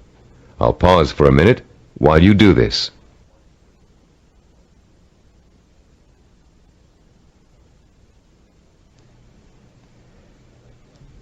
After writing your sensory goal statement, your next step in the sensory goal setting process is turning that statement into what we call a vision of achievement. The first way in which you're going to do this is by finding photographs in books, magazines, and newspapers that show people living, experiencing, and achieving your vision. If your vision is to become a doctor, look for photographs of a medical school graduation ceremony. Find pictures of doctors involved in research.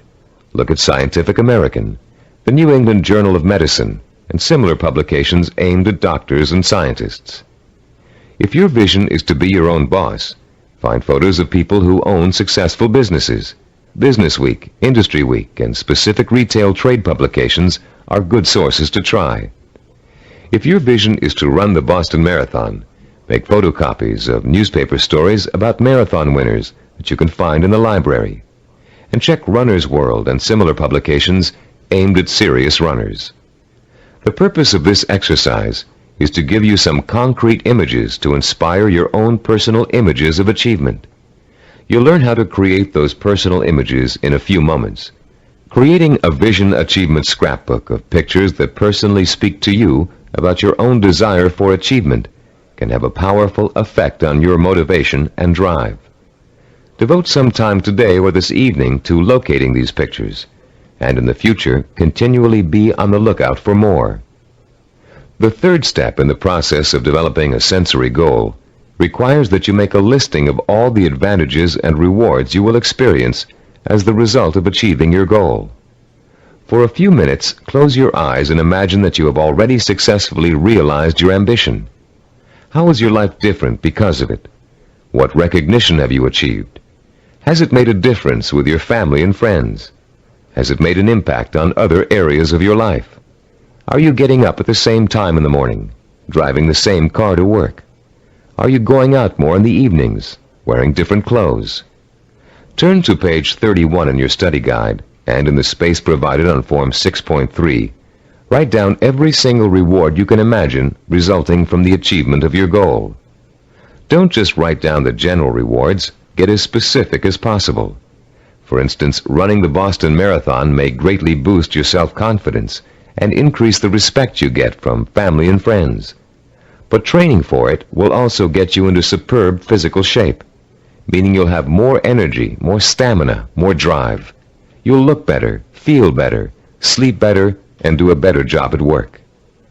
Use the photographs from your scrapbook to help you identify all the rewards you can think of that are associated with your goal.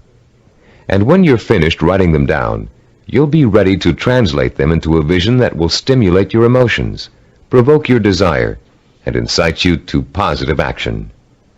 Close your eyes for a few moments and imagine that you have just achieved your goal. Where are you? What do you see around you? Are you indoors, outdoors, in your own home, at the office? Who are you with? Notice every tiny detail of your surroundings, including the texture of wallpaper, the color of the sky, the faces of the people you're with, the clothes they're wearing. Pretend you're going to have to draw a picture of the scene in a moment, so you really need to focus in on every little item so as not to forget it. Now, holding that visual image before you, switch your focus to sounds. What are you hearing? Are people talking to you? Are they congratulating you? If so, what are they saying? Are you hearing the voices of your parents, your spouse, your children, your friends? Are you all watching TV, where a famous newscaster's voice is reciting the story of your achievement? Maybe there's a party being held in your honor, and you can hear music in the background. Concentrate on every single sound you can hear and differentiate. Now, let's add the sense of touch. Are people shaking your hand? Do their hands feel smooth, rough, warm, cold? Are the grips firm or slack? Are you being patted on the back, hugged by your family and friends? Is someone pulling at your sleeve to get your attention? Next, imagine the prevalent smells that are surrounding you. If you're in the middle of a celebration, can you smell the food on the buffet table? Is the fragrance of champagne wafting up from the glass you're holding? Can you smell people's perfume or cologne? Now concentrate on taste. Are you sipping that champagne you were holding a moment ago, eating hors d'oeuvres? Or is the taste of success so sweet that you don't need or want any food? Finally, what are you feeling emotionally? Pride? Satisfaction? Maybe you're feeling relief that the hardest work is behind you. Maybe you're feeling the power of your new position. Perhaps you're feeling the exhilaration that comes with knowing that having achieved what you did, you can now achieve anything. You might even be feeling humble, having come face to face with weaknesses you never knew you had during the long, hard effort to reach success.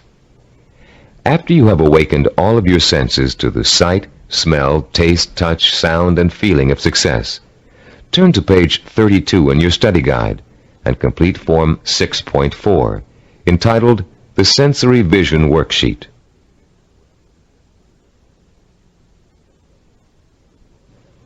The four-step process we have just outlined takes you on another emotional journey that gets progressively richer, clearer, and more potent. You start with a specific statement of what you want to achieve and when you want to achieve it. Then you gather inspirational photographs of others who have achieved what you want to achieve. You imagine and list the rewards and benefits you'll experience as a result of achieving your goal.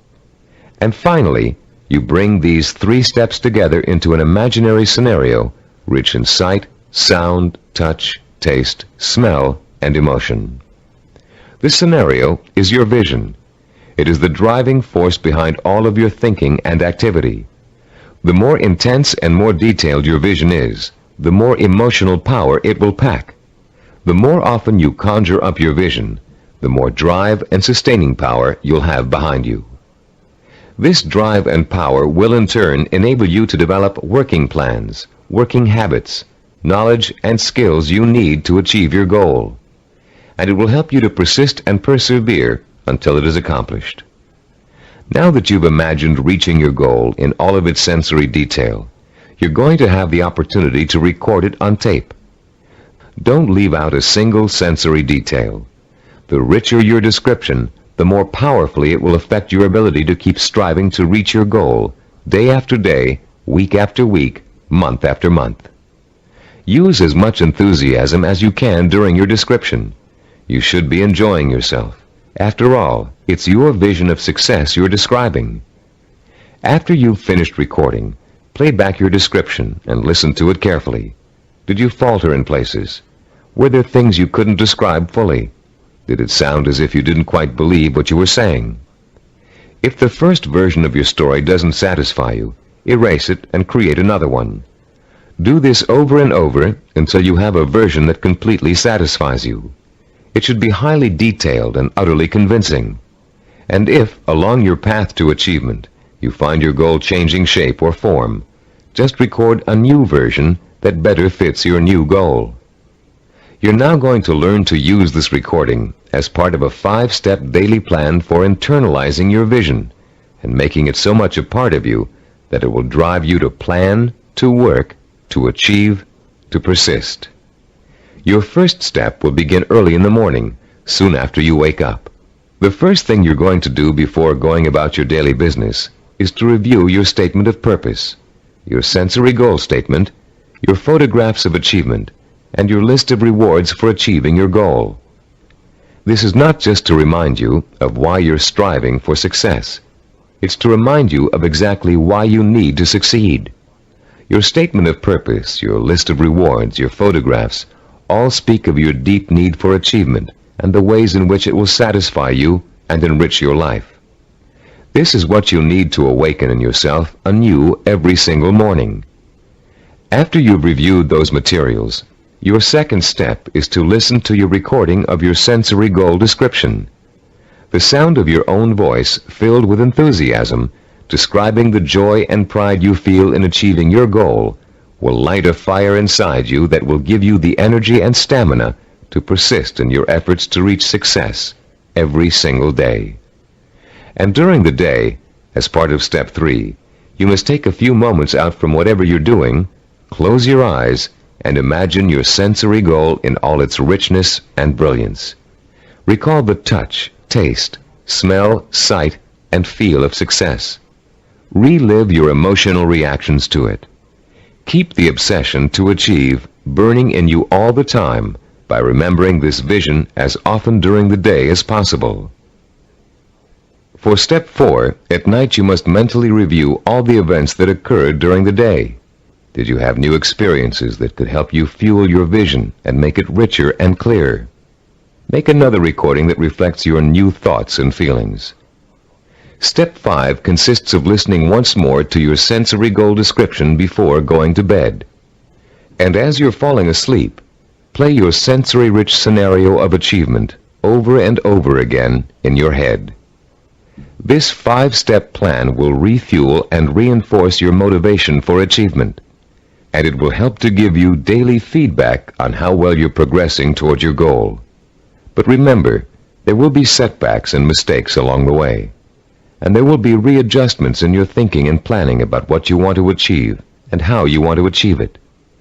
You'll find yourself adjusting your course just as you adjust your steering wheel while driving on a winding road. This is to be expected, because there is no effortless path to achievement. For this reason, we suggest you record your vision over again at least every 2 weeks. That way, it can keep pace with your daily experiences and changes in outlook. You've come a long way in this session. You've turned a general statement of purpose into a specific statement of what goal you want to achieve. You've put an achievement date on that goal. You've gathered pictures of it. And you've learned to turn it into a living, breathing vision of success that evokes the kind of strong emotions you need to sustain a long, hard effort of achievement. Now is the time to record your vision. Take your time and do it as many times as necessary until you are satisfied with the results. Remember, you're going to be listening to it twice a day, so it needs to be rich and rewarding. You may find you need several tries before you successfully record a vision that satisfies you in its richness of detail and intensity of emotion. Do as many versions as you need until you get the one that sounds just right. If your goal changes, record a new version. If you've reached your goal and want to pursue another, create a new vision and record it. Remember, include all the details and be as enthusiastic as possible. Now, begin your own narration of what it would look, taste, touch, smell, sound, and feel like to achieve your goal. What you can do, or dream you can do, begin it. Boldness has genius, power, and magic in it. These immortal words, written by the great German philosopher and dramatist Johann Wolfgang von Goethe, perfectly set the stage for what you're going to learn in this session. Here, we're going to help you turn the vision of what you want to achieve into an action plan. In Goethe's words, to boldly begin your dream. You already have the vision. You believe in it and in your potential to achieve it. Now we're going to work on a practical, step-by-step process through which your vision can be brought to life. For, as former United States President Theodore Roosevelt said, dreams are a dime a dozen. Everybody's got dreams. It's their execution that counts. Planning is the logical mapping out of where you want to go and how you want to get there. Seneca, the Roman philosopher, captured the importance of planning when he said, "When a man does not know what harbor he is heading for, no wind is the right one." Planning helps you focus your direction and organize both your time and resources. Every moment spent in planning saves 3 or 4 in execution. In this session, you're going to learn a simple yet powerfully effective system of planning, of organizing any goal you want to achieve into logical, easy-to-visualize steps. This system is applicable to any type of task or project, from building a deck to getting a medical degree. It will help you to make short or long-range plans, organize your resources, create schedules to meet necessary deadlines, and improve your decision-making skills. It will also improve the quality of your work. While following this plan, you'll experience an increase in self-confidence and pride as you realize that you are on your way to becoming a self-disciplined achiever. Every small task in your plan that you accomplish will be living proof that you are one step closer to your goal. And as you take each step, your faith in your ability to accomplish your goal will be reinforced and expanded. In approaching the creation of a plan, it is important to keep the following basic facts in mind. First, planning is a way to look at both the whole picture and parts that make up the whole. It is a way to organize those parts in a logical and sequential way. One step should lead to another. More than that, each step you take should make the next step possible, like adding links to a chain to make a fence. We've introduced you to the concept of macro and micro achievements. The whole picture is your macro achievement. The steps you must take to achieve your macro achievement are micro achievements. If you want to build a house, a macro achievement, you must start by leveling the site and digging a foundation. Only after those steps have been accomplished can you go on to pouring the foundation, putting up the framing, putting in electricity and plumbing, finishing the walls, installing the roof, and so on. The second fact to keep in mind is that ideas take time to implement. I won't dwell at length on the subject of time now, since we're going to devote all of Session 8 to time. But I'd like to tell you a short story about a Micronesian island leader named Pialug that illustrates the kind of time and patience it takes to achieve excellence. 50-year-old Pialug is the most respected and powerful man in his community because he's a navigator. His grandfather had told him, "If you learn navigation, you will have a name. You will eat the navigator's food. At sea you will have more power than a chief." Pialug began learning navigation at the age of 5. Using shells and pieces of coral on sand, his grandfather created models of the constellations to teach him how to chart distance and direction. Pialug learned that at the right time of year, he could simply point the bow of his canoe at the rising star to steer his course.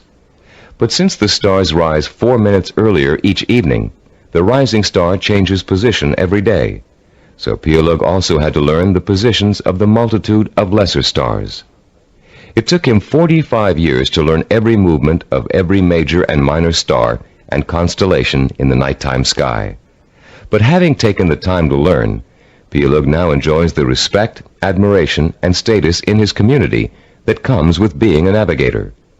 Like Pialug, you must recognize that it will take time to achieve your goal, weeks, months, or years. Like Pialug, you must develop patience in learning the steps that lead to your goal. With time and patience on your side, you'll be assured of realizing your ambition. And like Pialug, you'll achieve the respect that comes with final accomplishment. A third fact to remember in creating a plan of action is that ideas take concentrated work to come to fruition.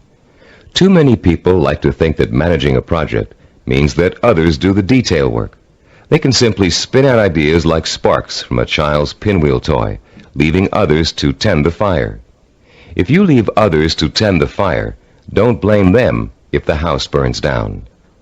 Admiral Hyman Rickover spent over 40 years building America's nuclear submarine fleet. Rickover himself supervised the research, design, construction, and operation of the mighty underwater craft. His reputation as an excellent manager who always got results was only equaled by his talent for engineering. Upon Rickover's retirement, he explained his philosophy of management to an interviewer. "The man in charge," Rickover said, "must concern himself with details. If he does not consider them important, neither will his subordinates. Yet the devil is in the details. It is hard and monotonous to pay attention to seemingly minor matters. In my work, I probably spend 99% of my time on what others may call petty details. Most managers would rather focus on lofty policy matters, but when details are ignored, the project fails. No infusion of policy or lofty ideals can correct the situation." 3 basic elements to keep in mind, then, when creating an action plan. They include looking at the whole picture, taking time to complete each step before you go on to the next, and paying attention to details. A fourth point to remember is planning, and the implementation of a plan is a trial and error process. You will make mistakes. Most of them will be unavoidable and will serve as springboards of learning and refinement. When you make a mistake, learn from it. Take corrective action to avoid making it again, and get right back on course. Remember, supposed experts have made greater mistakes than you're going to make, and have managed to turn them into creative successes. Take the Coca-Cola Company's introduction of the new Coke, for example. After spending millions of dollars on market research, and more millions of dollars marketing their reformulated soft drink, they were forced by public pressure to bring back the old formula. They made a mistake in trying to change the taste of Coke, and their marketing executives admitted it. But because of that mistake, Coke is now in a stronger marketing position than ever. The Coca-Cola Company has brought back their old formula, now sold under the name Classic Coke, and they still have their new formula on the market, which was formulated to appeal to Pepsi drinkers. Was Coke's surprise move really a mistake? Nobody thinks so now.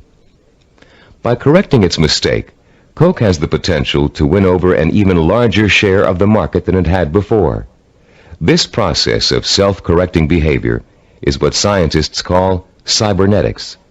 The term may sound very space-age, but there's a reason for that. The organizational method you're about to learn is the same one NASA engineers used to put men on the moon. In the early 1960s, when former President John F. Kennedy ordered NASA to put a man on the moon within a decade, NASA's engineers and systems designers rose to the challenge, accomplishing the task by July of 1969. How did they do it? They took their macro objective, putting a man on the moon, and broke it down into a series of micro-objectives that would lead to the final great accomplishment. When the project started, NASA scientists and organizers immediately began preparing flowcharts, identifying each step they would have to take in order to put a man on the moon. First, they had to build a new type of rocket. Then, that rocket had to successfully orbit the Earth for longer and longer periods of time. They had to design spacesuits that would be able to protect the astronauts from the moon's atmosphere. Each step got them closer and closer to achieving their objective, until that historic day when they got the job done. You can duplicate the same process of planning simply and easily. You can apply it to any job you might be called upon to handle. We call the system of planning you're going to learn in this session Visual Network Planning. Visual because it helps you to look at, identify, and visualize each of the steps necessary to complete an objective. Network because each of the steps are connected together to show how they lead to your goal. The instructions and examples that follow will show you how you can quickly and easily put the visual network planning system into immediate operation. There will be 7 steps involved. First, you'll write your objective. Second, you'll break it down into major steps we call activities. Third, you'll organize the activities in logical order. Fourth, you'll design a visual network. Fifth, you'll estimate how long each activity will take to complete. Sixth, you'll determine what we call critical path and float. And seventh and last, you'll assign actual calendar dates to each activity. Don't worry about remembering all of these steps now. We'll go over them one by one with examples to help you understand them. For now, as we begin our discussion of this powerful planning system, you'll need to refer to your study guide and follow along as I explain each concept. I'll pause here for a few moments while you locate the page. First, let's discuss the 4 basic elements of visual network planning. Look at diagram 7.1 on page 36. The first element is what we call an activity box. An activity is a step or task that must be completed in order to achieve a goal. The name of the activity is listed in a box. One activity is linked to another activity by a line with an arrow. This linking of activities is the second element of a visual network plan. The third element is the activity's reference number. Each activity is assigned a number for the purpose of identification. The number is circled and located in the upper left-hand corner of the activity box. Any number can be assigned to an activity box, and the numbers you do assign don't necessarily have to follow in numerical order. Activity number 23 can follow activity number 15. The fourth basic element of a visual network plan is what we call duration. Each activity takes a certain amount of time to complete.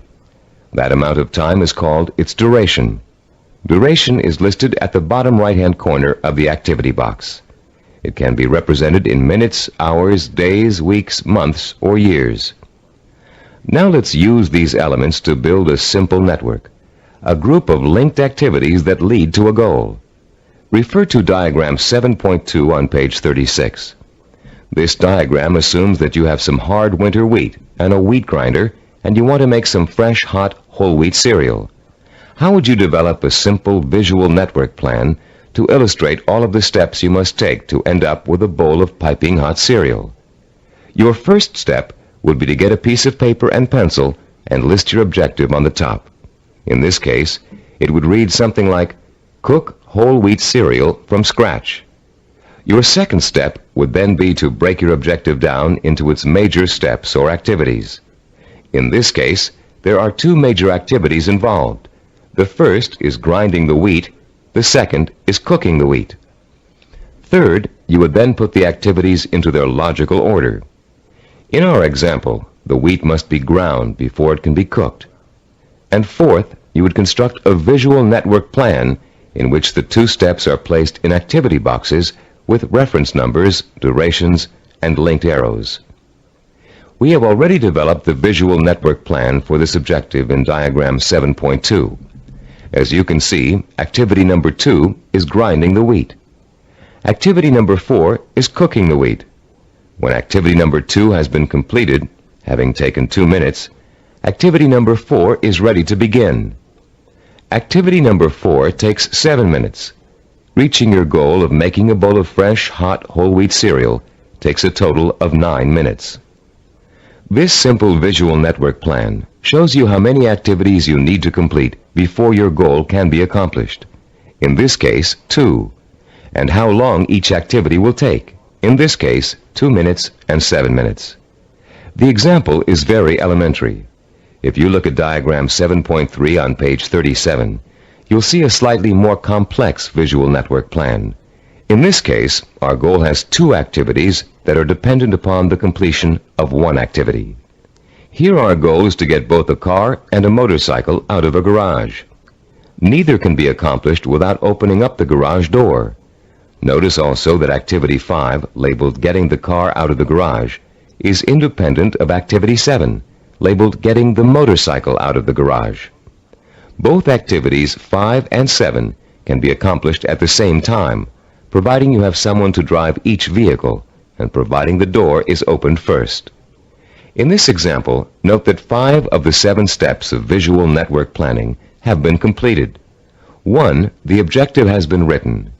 2, the major steps of the project have been identified. 3, the steps have been put into a logical order. 4, they have been organized into a visual network. 5, each activity has been assigned a time estimate for completion. Now let's examine step 6, the concepts of critical path and float.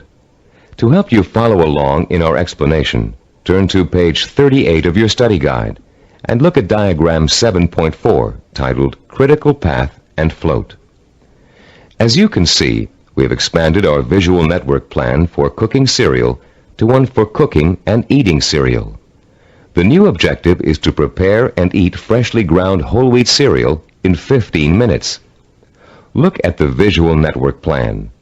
You now have 3 separate paths that come out of activity 3, grinding wheat.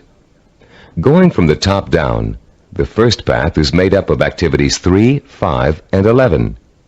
The middle path is composed of activities 3, 9, and 11. The bottom path includes activities 3, 7, and 11. Look at the 3 paths individually and total up the amount of time each will take. The middle path will take a total of 14 minutes to complete. The top path takes only 8 minutes. The bottom path takes 9 minutes.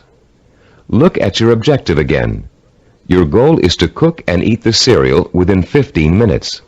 If you are to complete your objective on time, the activities on the longest path must all be completed on schedule. The longest path on a visual network plan is known as the critical path. The activities on the critical path are called critical activities and are vital to the success of the project. The non-critical activities, those not on the critical path, can be delayed without affecting the result. These activities have what is called float. Float is the amount of time an activity can be delayed without affecting the completion of the project.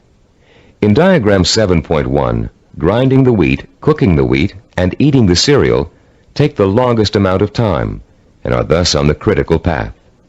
Getting the bowls and milk can be delayed without affecting the schedule. Therefore, they both have float. Diagram 7.5 on page 39 is the visual network plan we use here at Cybervision Systems to develop our programs. Study the plan and try to determine the critical path. Which activities take the longest amount of time to complete? As you can see, activities 11, 13, and 15 are on the critical path.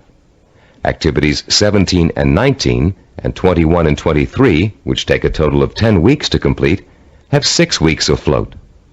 Because of the amount of time it takes to complete the critical path, these activities can be delayed for 6 weeks without affecting the schedule.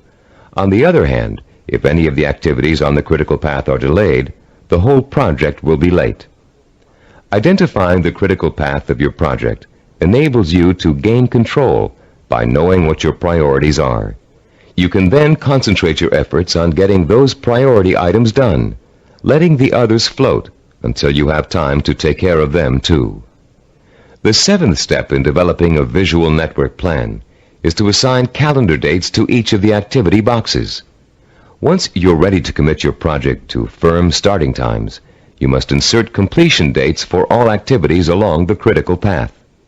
For example, if we were to begin our audio program development on January 5th, and the first activity on the critical path, developing a program idea, has a duration of 1 week, then the activity box showing the completion of this task would have a target date of January 12th. That date, and all others on the critical path, must be met in order for the project to be completed on time. A delay in finishing a critical path activity will result in the delay of the project. But critical path dates have another function besides keeping your project moving on time. These target dates also serve as guides for the float events that lead to your goal. You can position your float activities to coincide with your critical target dates in such a way as to complete them when it's best or easiest for you to work on them. These activities can be worked into your schedule because they can be delayed until it's most convenient for you to do them. Visual network planning works for macro goals and for micro goals. You can create one visual network plan for a macro goal, such as becoming a doctor, and create another visual network plan for getting through medical school. In diagram 7.6 on page 40 of your study guide, we've outlined a simple visual network plan for someone with a macro goal, becoming a neurologist. Each of the activities listed on this plan, which takes a total of 15 years of post-high school study, can be turned into a micro-network plan of its own. Any project that has a beginning and an end will benefit from visual network planning. Before embarking on your plan for accomplishing your macro goal, we suggest you try this organizational method out on something smaller, so you can see the results in a matter of a few hours or a few days. Apply it to a project around the house that you've been putting off for weeks, pruning your trees or repainting several rooms. This will give you a chance to get used to organizing your activities in a logical and systematic way.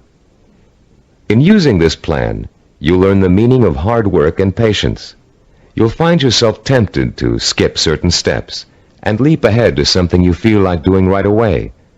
But when you do go off your schedule, your project won't be completed in time, and you'll begin to see how important it is to stick to dates and schedules if you want to realize any goal. Using this plan will also reward you with a sense of self-disciplined accomplishment. As you complete each task on your path to success, you can mark it off on your chart and be proud that you've done it. You'll also be able to look at your chart at various times during your project and see how far you've come. Before we go on to complete this planning session on cassette side 10, I'd like to say a final word about the planning system you've just learned. No one can be totally certain about the outcome of a string of planned events. Mistakes, unforeseen problems, and outside events over which you have no control can and will contribute to the changing of your plans. Your visual network plan is not carved in granite. It's a living, working system that must change to accommodate the changes in your life. You may underestimate the amount of time it will take you to complete an activity.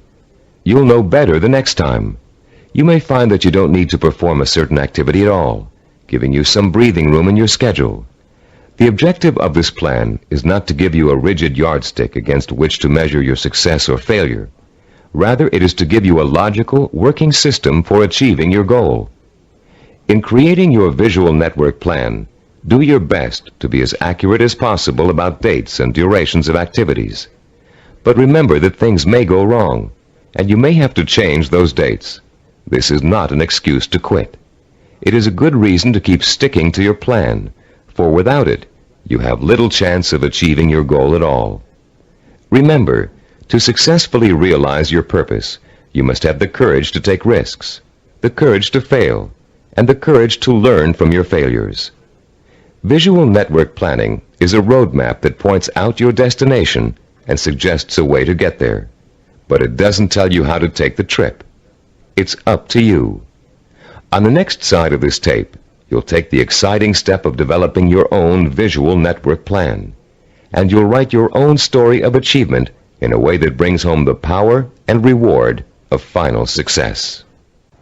Now that you've been introduced to the guidelines of effective planning, you're ready to turn your own purpose and vision into macro and micro plans. As you do, keep in mind the following suggestions. First, the instructions on how to develop a visual network plan are guidelines only, and not a rigid set of rules. Use the principles we've discussed as a guide to meet your own specific needs. Second, take the time to work at converting your goal into a visual network plan. You'll probably need to come up with a number of rough versions before you arrive at your finalized plan. Don't get frustrated. The very act of planning will force you to think logically and use your creativity. More importantly, your vision will go from the abstract to the concrete, a step most people aren't able to take or don't know how to take. In developing your personalized visual network plan, you'll find that this system will become one of the most valuable tools you'll ever use. So study it thoroughly, familiarize yourself with the steps, get to work, and be patient. After you have developed your first visual network plan, there's an exercise I want you to complete. Take your plan and put it in front of you. Study what you've written for a few minutes. You have a stated objective, a list of activities, and a time frame. That's all it takes to tell a story. So I'm going to ask you to tell the story of the achievement of your own goal. Only you're going to tell the story in the past tense, as if your goal has already been achieved. In your story, pay attention to details. How long did it take to reach your goal? What did each step along the way feel like? Did you have to reevaluate your goal in the process of achieving it? What did you discover about yourself along the way that led to the successful achievement of your ambition? Keep your story simple. Pretend you're talking to a friend. Be enthusiastic. Be proud. Give your friend a step-by-step description of just how you did it. First I did this, then I did that, and this happened along the way, so here's how I took care of it, and so on. Now you're going to tell your story on tape to describe your success in sensory-rich detail, with all the enthusiasm you can muster, as if it finally really happened. When you're done, you'll have a record of your success that you can refer to again and again for inspiration. When you play your story back for the first time, listen very carefully to your descriptions. Did you falter in places? Was there a lack of conviction in your voice in certain areas? Did you hesitate, as though to tell yourself you really didn't believe that success was yours? Or were you self-assured and utterly convincing? If the first version of your story doesn't satisfy you, erase it and create another one. Do this over and over until you have a version that completely satisfies you with its richness of vision and inner strength. When you achieve your goal, you can use this same method of storytelling in pursuing another one. Always make sure that your story rings true and offers real inspiration to you when you hear it. Remember, don't be afraid to brag and relive the success you've already accomplished in your imagination. You've already taken an important step in mastering the science of self-discipline by learning how to turn your most important goals into step-by-step plans for achievement. Now comes the time to roll up your sleeves and learn how to put these plans into action. This is an exciting moment for you and a turning point in your quest for success. Up until now, you've learned how to prepare for achievement. Now you're going to learn how to actually tackle the hard, efficient work that is the bread and butter of achievement itself. Notice we said hard, efficient work, not just hard work. Hard work alone doesn't guarantee success. In fact, many unfortunate people spend a great deal of time working very hard and never get anywhere in spite of it. Making intelligent and efficient use of your time is of paramount importance in achieving your goal, especially when that goal may take years to achieve. In this session, you're going to learn how to manage your time and effort so efficiently that you won't waste one valuable moment in your journey to achievement. You'll learn how to find time in an already busy schedule to work on the micro tasks that make up the stepping stones to your macro purpose. You'll find out why what we call seasoning, a special way of looking at time, is so critically vital to your success. You'll learn how to actually quicken time, make hours seem like minutes, weeks seem like days, and years seem like months. And you'll learn once and for all how to develop the do-it-now habit, allowing you to permanently overcome the world's #1 cause of failure, procrastination. By the time you finish this session and complete the corresponding exercises in your study guide, you'll be equipped with a new attitude towards time and achievement, and you'll be ready to begin systematically putting your step-by-step plans into purposeful, disciplined action. Let's now begin exploring the fascinating principles of using and managing time that can make the difference between success and failure. To begin at the beginning, let's talk a little bit about the relationship between time itself and achievement. We all know that it takes time to accomplish something. Depending on what you'd like to accomplish, it may take a little bit of time or a great deal of time.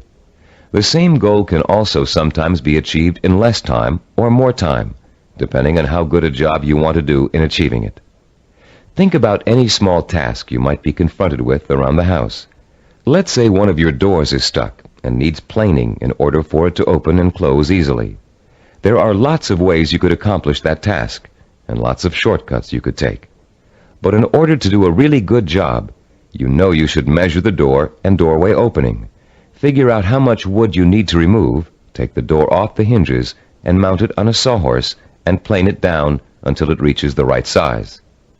This approach may take longer than some others you can think of, but it's the best way to achieve your goal. And when the job is done properly, you know that door will never get stuck again. The person who takes the time to do the job right is the epitome of the self-disciplined achiever. Someone who has learned not to worry about time, but use it to its full potential to achieve a goal in the best way possible. None of your goals are going to be as simple as this one to accomplish, but the principle remains the same. To achieve with excellence, you're going to need a long period of time in which to allow your knowledge and skills to mature and grow. This is the concept of time that we call seasoning. Seasoning is a law of nature. All things take time to come to fruition. People, in their impatience to get what they want without going through this growing process, often end up stunting their own personal growth and making true success impossible. Shortcuts only lead to mediocrity and failure. Scientists, philosophers, artists, and statesmen have always recognized the importance of seasoning in accomplishing any goal. When asked by an impatient student how long it would take to become a master teacher, the Roman philosopher Epictetus replied, "Nothing comes into being all at once, not even the grape or the fig. If you say to me now, 'I want a fig,' I shall answer, 'That requires time.' Let the tree first bring forth tender blossoms. Let the blossoms endure the weathering of the sun, wind, and rain. Let the tree then put forth its fruit, and finally, let the fruit ripen." Cybervision founder Steve DeVore recalls learning about seasoning the hard way. "When I was 5 years old," he said, "I planted a garden in my backyard. Because I didn't understand how seeds grew, I would go out and dig them up every day to see if they'd sprouted yet. I hardly watered them, and I didn't weed them regularly as I should have. Because I was so impatient and neglectful, my plants never got the chance to grow properly. And when harvest time came, my vegetables were pitifully small and undeveloped. I had a friend next door, a slightly older boy who understood the principles of gardening. He let his plants grow and ripen in their own time, helping them along with regular watering, fertilizing, and weeding. He enjoyed a bountiful harvest that summer, and I learned a lesson about patience and self-discipline." All great achievers not only understand the concept of seasoning, but they value it greatly. They know that success cannot be hurried. They know that to try to hurry it is to ruin it. They understand that every step along the road to achievement is a necessary one and a small achievement in itself. And they also know that getting there can and should be half the fun. Self-disciplined achievers are willing to pay the price of time to realize their ambitions. They are not intimidated by the thought of having to work and study for 5, 10, even 15 years. Their commitment to a goal is absolute, and their vision of success is unwavering. The self-disciplined achiever knows that if what he wants will take 5 years to achieve, the 5-year effort will be worth it. He knows that those 5 years are going to pass anyway, and he has a choice about whether to spend them preparing for success or wasting the time thinking and dreaming about what he'd really like to do. For the self-disciplined achiever, there is no choice. He'll gladly spend those 5 years working and studying to achieve his goal. Does several years seem like a long time to you? Think how fast the last 5 years of your life have gone by. What did you do during that time to make achievement possible? If you had been working steadily towards your goal all that time, you could have achieved it by now. Let's say you're 34 years old, and your dream is to become an architect. You know it will take you 6 years of schooling and apprenticeship before you can get a good job with a respected architectural firm. But that means you'll be 40 years old by the time you reach your goal, and you feel you just can't wait that long. Stop and think. You're going to be 40 years old in 6 years whether you study architecture or not. And if you choose not to study it now, in 6 years, you'll be in the exact same position, wanting to be an architect and knowing it will take you 6 years to get there. Only by then, you'll have to work until you're 46 to achieve your goal. You can get there in 6 years by starting now, or you can choose to give up hope of ever getting there at all. If you really want to achieve your goal, 6 years won't seem like such a long time.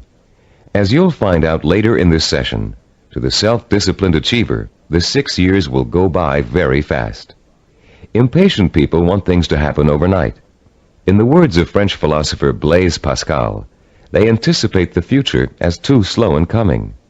And in being unwilling to devote hours of time to the kind of seasoning it takes to become accomplished at anything, they waste their lives by doing nothing at all, and they wonder why they always feel so unfulfilled. How many youngsters have you known who came home from a rock concert determined to learn to play the guitar?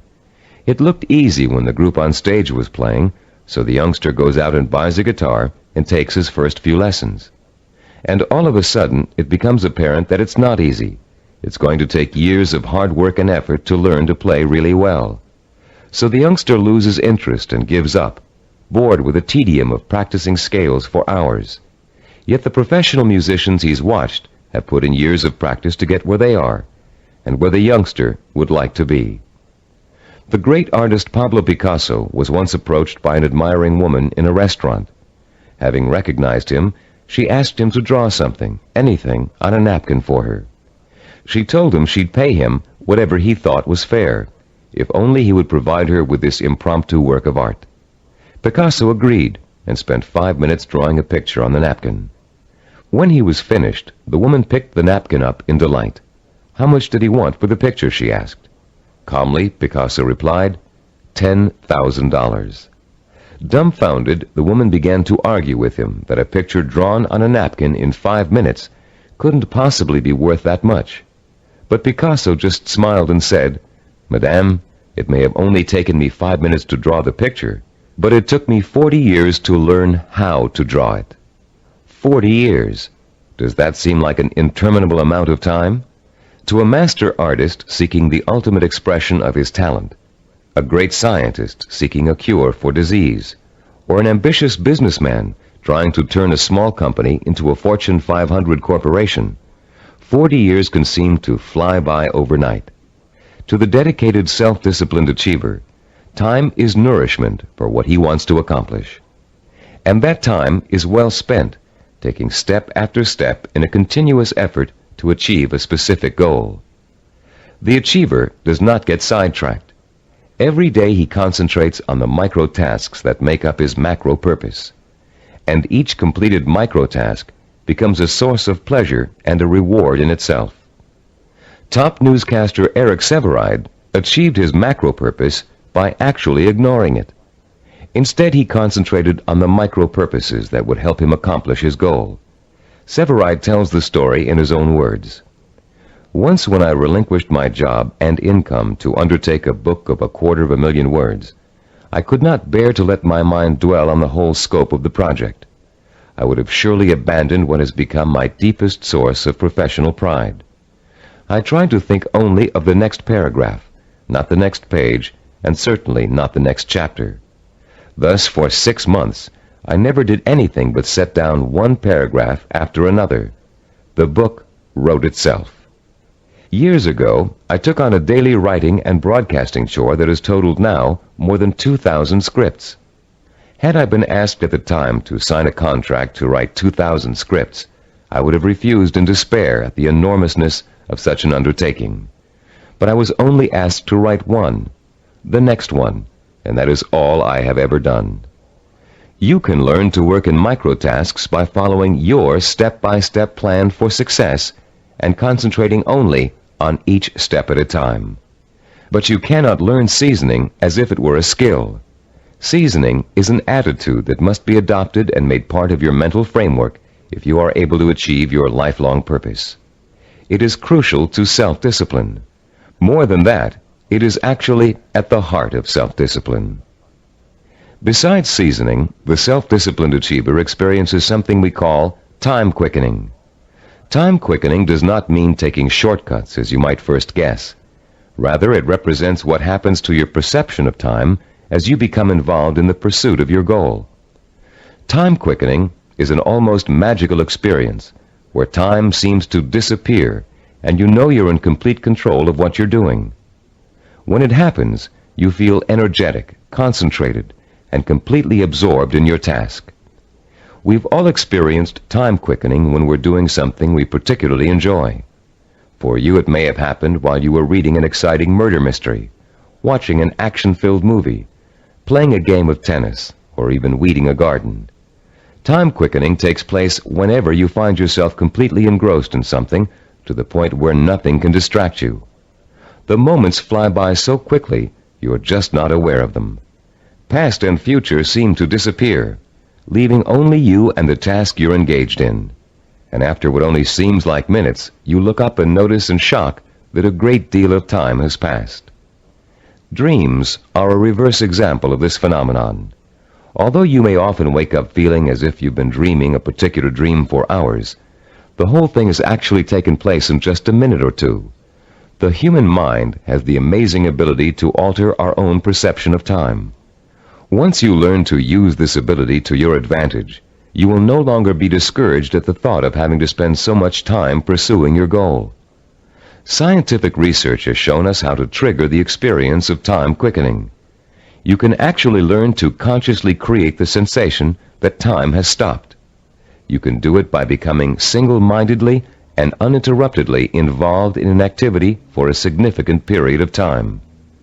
Time quickening occurs when you surrender your attention and your senses to something outside of yourself. There are 6 steps you can and must take to experience the benefits of time quickening.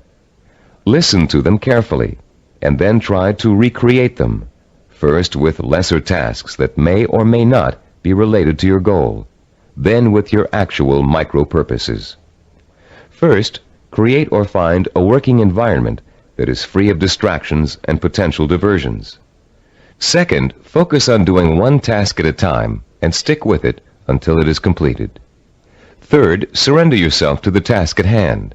Work hard and work well, and don't stop working until you have finished as much or more of the task as you started out to do. Fourth, plan to work uninterruptedly for a significant span of time, several hours if possible. Fifth, don't watch the clock as you work, and don't continually compare how much you've accomplished against how much you still have to do. Sixth and last, stop working when your thinking becomes muddled due to fatigue. The first few times you try using these 6 steps, you may have a hard time following them all. But the more you practice, the easier it will get.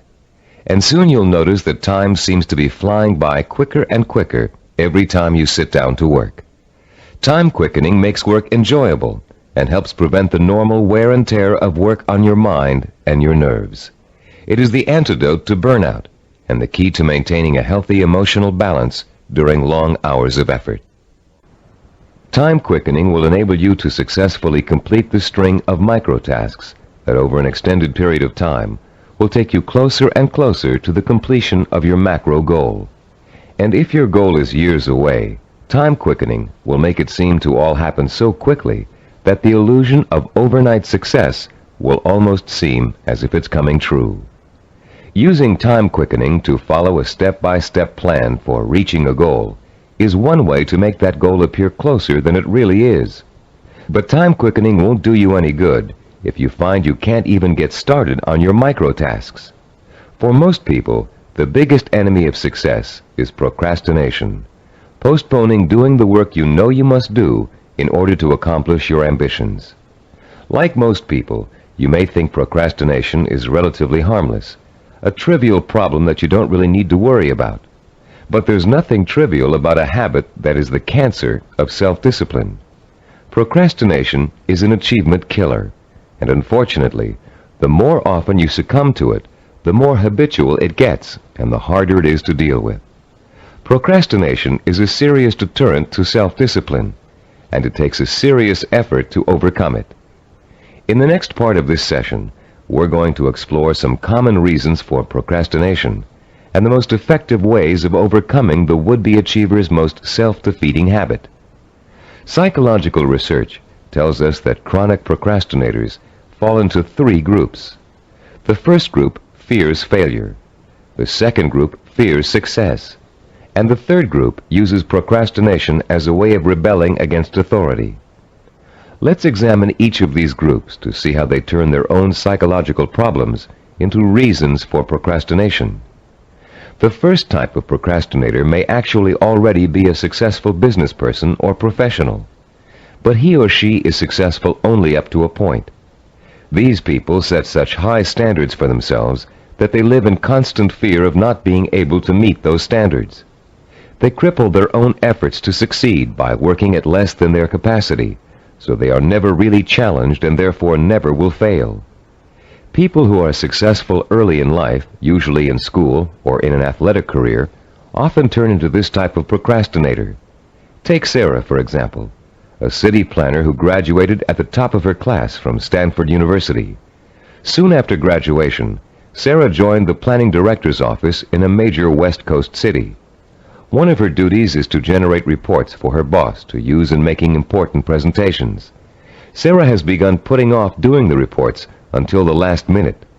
Once she collects the material in time, she finds that she dawdles with the writing process until the night before, or sometimes even the morning of the presentation. She then rushes through the writing and ends up turning out an adequate but far from superlative report. What Sarah manages to do in each case is avoid testing herself to the maximum. She is not certain whether she can live up to the high promise of her success in school. By putting off her work till the last minute, she doesn't have to find out the truth about her abilities, because of course at the last minute nobody could be expected to turn out a perfect report.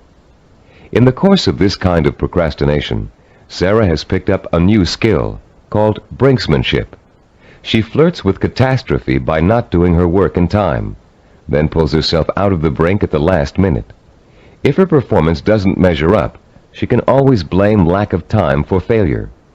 When her performance is good, she can applaud her ability to come through in the clutch. All that Sarah is proving is that she can do an adequate job at the last minute. The real test, what she'd do with the report if she took the time to work on it, has never been faced. The second group of procrastinators are afraid of the very thing most people are striving for: success. Some of these people are simply afraid to stand out from the crowd. They don't want to be seen as different. Many are afraid that if they are too successful, they will outgrow marriage partners, families, or friends. These people limit their own performance, actually holding themselves back, because they fear the kind of change success may bring to their lives. The third group of procrastinators is constantly rebelling against authority. These are the people who put off doing their work because it gives them a feeling of control over their boss. Rebellious procrastinators spend their lives reacting to a fear of being controlled or dominated. Whenever something is expected of them, they react by procrastinating just to prove that they are the ones in power. If you're a procrastinator, you probably fall into one of these three groups, or you may find you have a little bit of each type of procrastinator in you. Understanding the reason for your procrastination is your first step towards overcoming it. It's especially important for you to realize how self-destructive and self-defeating procrastination is. Whether you're rebelling against someone or responding to an inner fear, procrastination will eventually hurt you in everything you try to do. There are a number of techniques you can use to help overcome the habit of procrastination and replace it with energetic, efficient, inspired action. William James, the great Harvard University psychologist and philosopher, who already taught us in Session 5 the value of acting as if we are what we want to be, has a very practical solution to procrastination. James suggests, do something every day for no other reason than you would rather not do it at all. Listen again. Do something every day for no other reason than you would rather not do it at all. What James is really telling you to do is to replace the habit of procrastination with the habit of action. As soon as you catch yourself thinking, well, I won't do that now, I'll do it later, you must immediately do whatever it is you're procrastinating about. Self-disciplined achievers also use two special time management techniques to overcome the tendency to procrastinate. The first is called Swiss cheesing. The second is called unscheduling. Swiss cheesing is another term for dividing a macro purpose into a series of micro tasks. The management consultant who invented the term conceived of it as a way of poking holes in a large task to make many smaller tasks. If you have a task that will take 2 hours, Swiss cheesing it creates 8 15-minute segments, or 4 30-minute segments, or however many smaller segments you need to get the task done. Breaking a macro purpose down into micro tasks makes it seem much less formidable. In fact, this one-step-at-a-time approach is the only way to achieve a major goal. Without losing sight of what you want to achieve, you should never go around thinking about the enormity of your major purpose. You must concentrate only on achieving one small step at a time. Unscheduling also helps you to overcome procrastination and get on with your project in the most efficient way possible. Sometimes you know you're going to need so much time to complete a task that you won't even start it. You rationalize that you'll never find the time to finish it anyway. But often people overestimate how much time it really will take them to do something, and they don't realize that by Swiss cheesing, they can find the time to do it in an otherwise busy schedule. Turn to page 45 of your study guide and look at Form 8.1. You'll see a chart with the days of the week listed along the top row, and the hours in a day listed vertically along the left side. There are 7 days listed and 16 hours per day. The chart presumes that you get up at 6 o'clock in the morning and retire at 10 p.m., but you can easily change the numbers to correspond to your own daily hours. It's often a shock to look at a chart like this and realize how many hours you actually have available to you in a one-week period. Of course, many of those hours are taken up with the necessities of everyday life. Your first task in this exercise is to fill in all those hours that are occupied with travel, meals, work, meetings, regular recreational activities, and other commitments. Only fill in the time that absolutely must be devoted to activity. If you regularly watch television or read magazines for 3 hours every night, that doesn't qualify as a life necessity unless it's part of your job to do so. When you've finished, look at the boxes you haven't filled in. These represent your free time, time you have full control over and can devote to your own micro projects. You may be amazed to find that you easily have 20 or 30 hours per week of free time to devote to your project. And if you include time that's spent commuting on a bus or train, the hours may add up to considerably more than that. Once you've ascertained when and where your free time occurs, you can begin allocating that time to your micro projects. When the hour arrives to start working, remember William James' advice and do it now. Work uninterruptedly during that time, taking scheduled breaks only as necessary. And don't allow yourself to get sidetracked. Working uninterruptedly means learning to say no when people try to take you away from your work. If a friend calls up and asks you to go bowling while you're working, you must learn to refuse. Make a date to go some other night, but complete your working hours in the time you've allotted to them. Let your family know that you're serious about completing your tasks. Schedule time to enjoy being with them, and let them know that when you're working, you are not to be interrupted. After successfully completing each work session, fill in the blank hours on your chart with a special colored pen or pencil. Choose a name for your project and fill in the blanks with that name. It will soon become extremely rewarding for you to look at the chart and see the red or green boxes begin to take up considerable space on the page. More rewarding, you'll begin to see real progress in your effort to complete your micro tasks. As you learn to devote uninterrupted time to your work, you'll find the time-quickening experience begin to occur more and more often, and you'll be less and less inclined to procrastinate. Soon your micro projects will become as much a part of your life as eating and sleeping. And an excitement will take hold as you begin to realize that yes, you are working steadily toward your goal. And not only can you really do it, you are really doing it. Be careful not to overcommit yourself in terms of time spent on your project. Your goal is not to exhaust yourself. And beware of trying to go in too many directions at once. That can cause the kind of anxiety that will make you want to give up before you even get started. Concentrate on accomplishing one task at a time. That task will get done, and then you can start on the next, which will also get done, and so on. Keep in mind through all of this that your objective is not to punish yourself with work in every free hour you have during the week. Working towards a macro goal by accomplishing micro tasks should not be an unpleasant experience. By creating a healthy balance between work and recreation, you'll find yourself looking forward to those hours when you can devote yourself to pursuing the goal that will make life truly worthwhile for you. You'll reach a point where you wouldn't trade those hours for anything in the world. You've come a long way in this session. You've learned how to overcome the tendency to procrastinate, how to experience time quickening, and how to learn to value seasoning as inevitable in reaching any goal.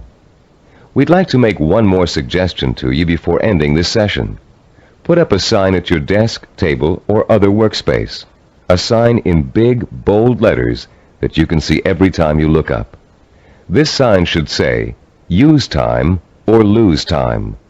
Let it serve as a constant reminder that time marches on, whether you're working toward your goal or not. And every minute that you are devoting to your micro projects is bringing you just a little bit closer to achieving your life's ambition. In the next session, you'll find out how self-disciplined achievers master the skills and knowledge they need to make their vision a reality. And you'll learn to broaden your own new field of knowledge by overcoming your learning blocks and harnessing your built-in powers of intelligence and discipline. In this session, we're going to talk about how you can identify and learn the knowledge and skills you need to master in order to achieve your vision and purpose. As we've repeated throughout this neuropsychology of self-discipline program, any goal worth achieving takes preparation and careful, patient work.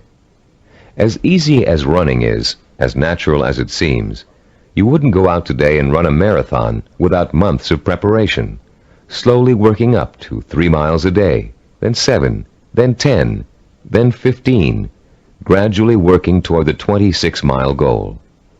You would start marathon conditioning with a careful program of nutrition, stretching exercises, reading, talking to other runners, and even a doctor's checkup. You'd determine what knowledge and skills you'd need to accomplish your goal of 26 miles, and you'd accumulate the knowledge and skills step by step until your goal was achieved. The goal of this session is to help you learn how to learn.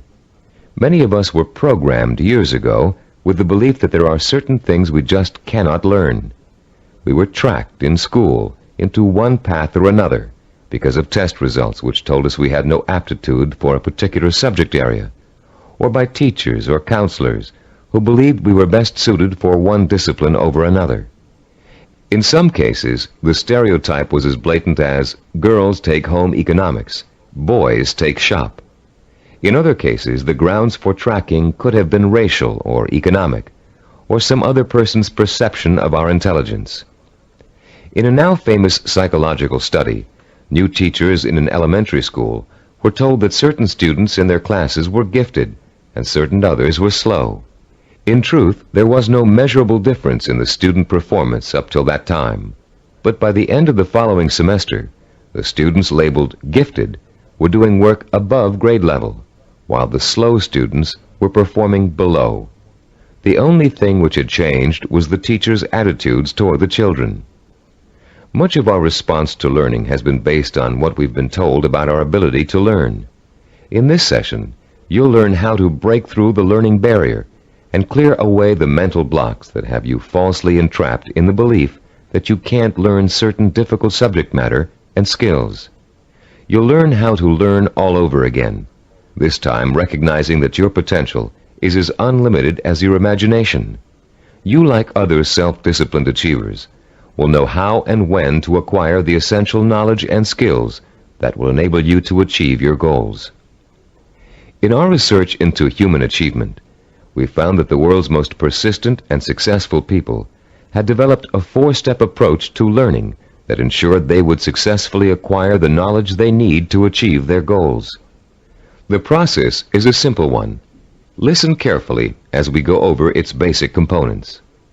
First, they're able to determine what new skills and knowledge they must learn in order to achieve their goals.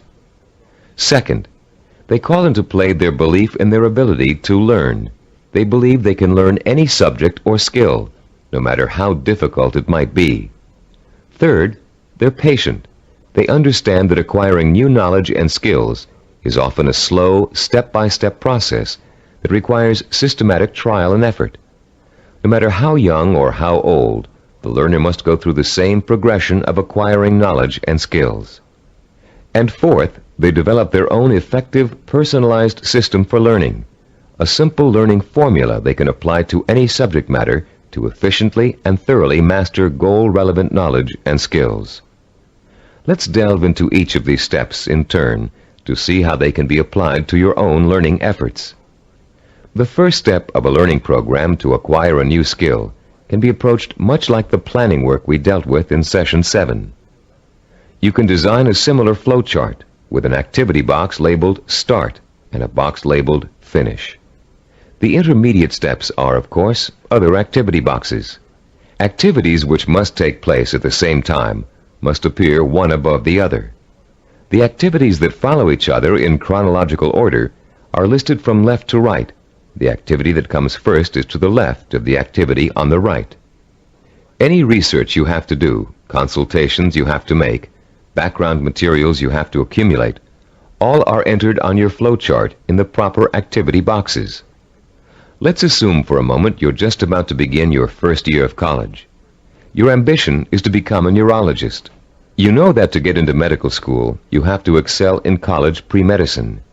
The thought of taking 4 years of math, chemistry, and biology seems pretty intimidating, and becomes even more intimidating when you realize that you have to have almost a straight A average in those subjects to be even considered for medical school admission.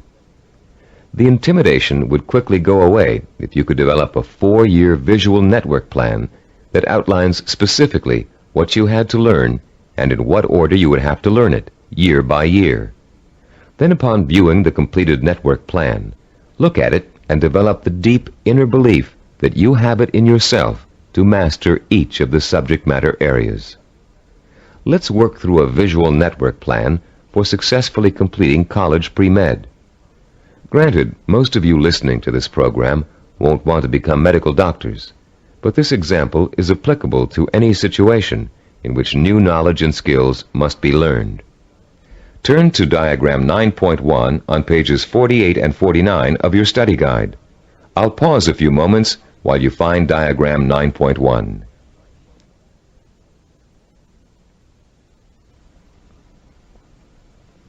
As you can see, there are 3 visual network plans.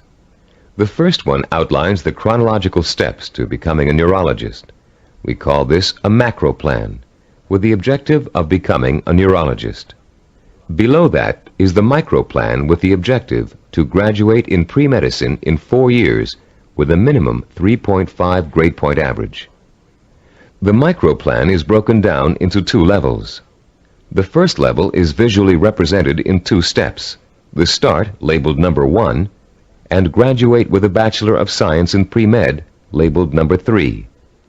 This first level has actually been extracted directly from the macro plan. Now look at page 49 and the Level 2 diagram. As you can see, Level 2 is an expanded version of Level 1. Through the study of the college course catalog, and after talking at length with college advisors, you have identified the pre-med requirements and have broken them down into a prerequisite chronological order. This visual network plan then serves as the step-by-step map for completing your pre-med program, the first step in your macro objective of becoming a neurologist. As you look at the visual network plan for completing pre-med, what type of emotions do you experience? Do you feel intimidated at the prospect of excelling in the hard sciences? Do you doubt your ability to learn such difficult subjects, and to learn them so well that you finish each course at the top of your class? If you feel intimidated and experience doubt, then you probably won't make it. If you look at the plan and feel deep down inside that with enough effort, study, and application, you can master each of the courses, then you'll probably succeed. The difference, you see, is really not in ability or intelligence. Rather, it is an attitude, your belief in yourself. The belief in yourself as someone who is capable of learning is 90% of the learning hurdle.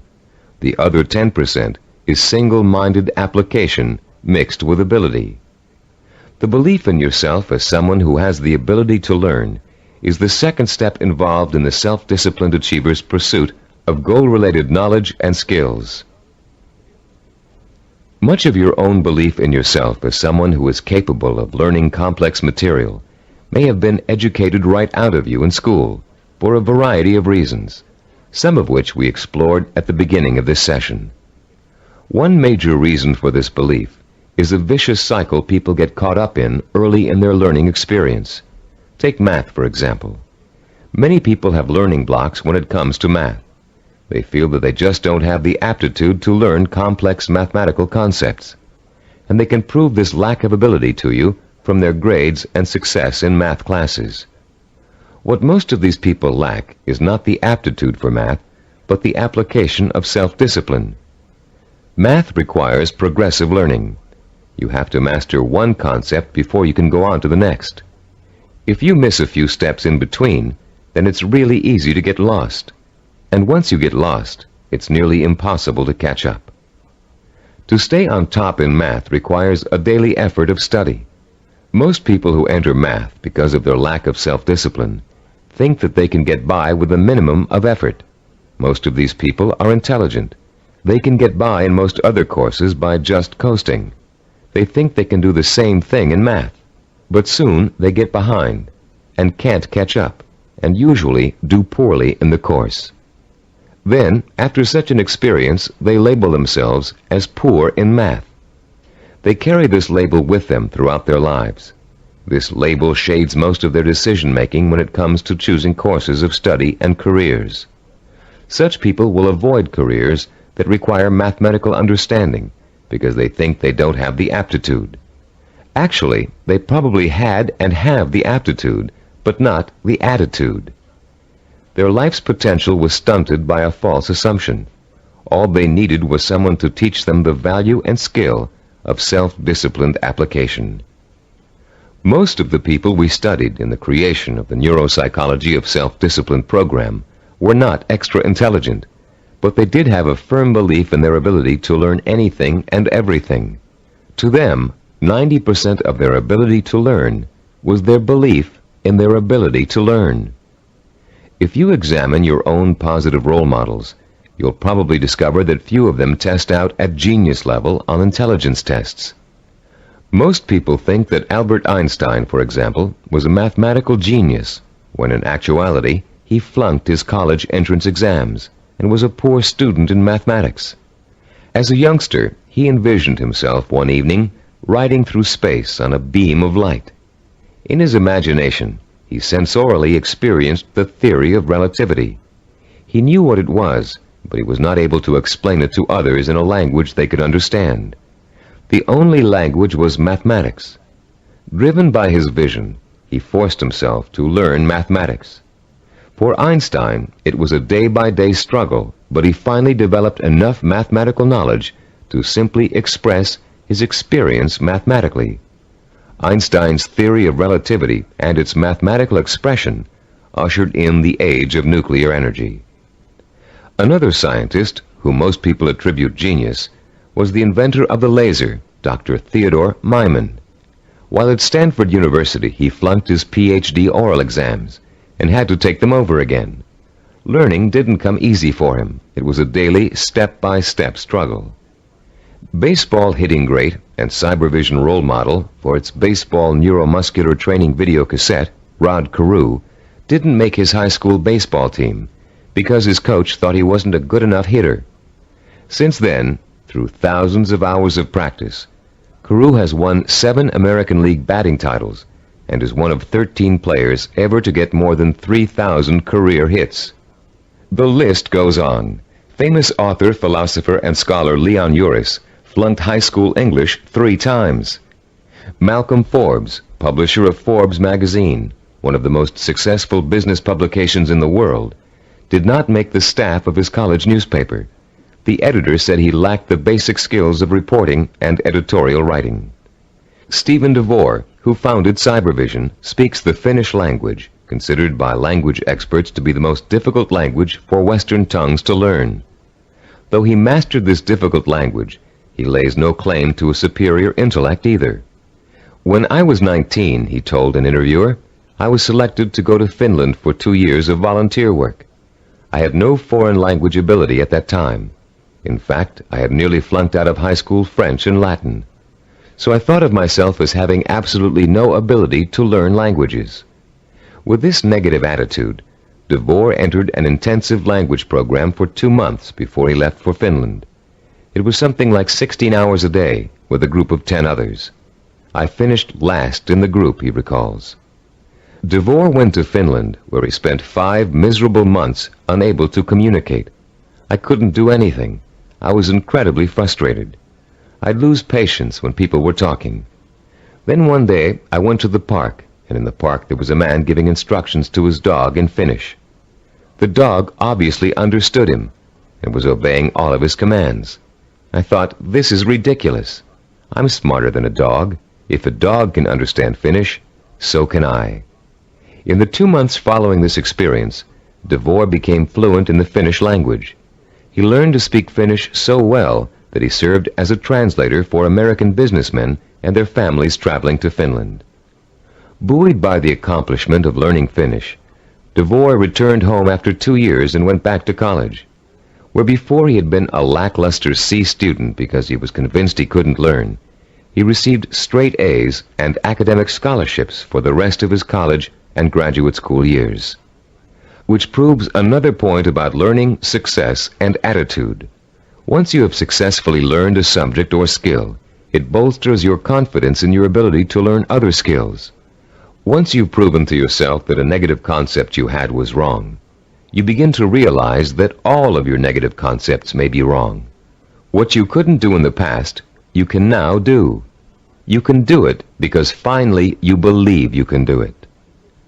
Breaking the cycle of a negative attitude may not be easy, but once you do, you'll be far less inclined to get back into the cycle. That's why small steps and small accomplishments are so important in pursuing a macro goal. You may look at a map for becoming a neurologist and say, I'll never get through all those math courses. But if you get 1 A in algebra, you'll realize that you can.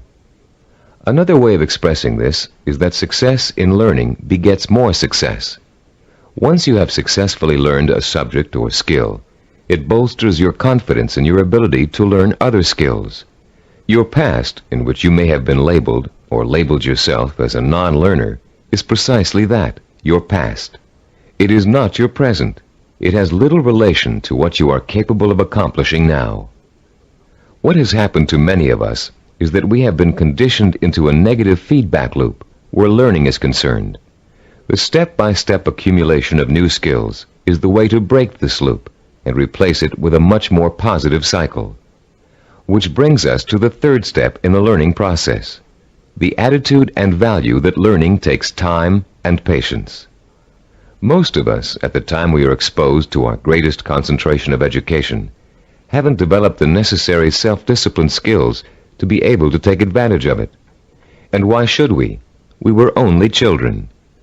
Excellence, as we've been learning in this neuropsychology of self-discipline program, is based on seasoned learning. Skills like medicine, mathematics, chemistry, dance, law, music, pottery, writing, languages, architecture, masonry, carpentry, the list is endless. All require seasoning, the accumulation of knowledge over time. The perseverance to stick with a task over a long period of time, sometimes decades. The ability to find pleasure in the accomplishment of steps toward a goal, rather than seeking the instantly gratifying quick fix.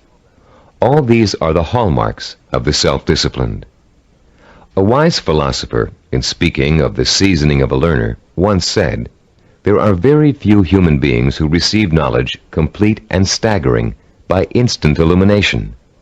Most of us acquire it fragment by fragment, on a small scale, by successive developments, cellularly, like a laborious mosaic." One other myth about the acquisition of knowledge has it that you can get too old to learn.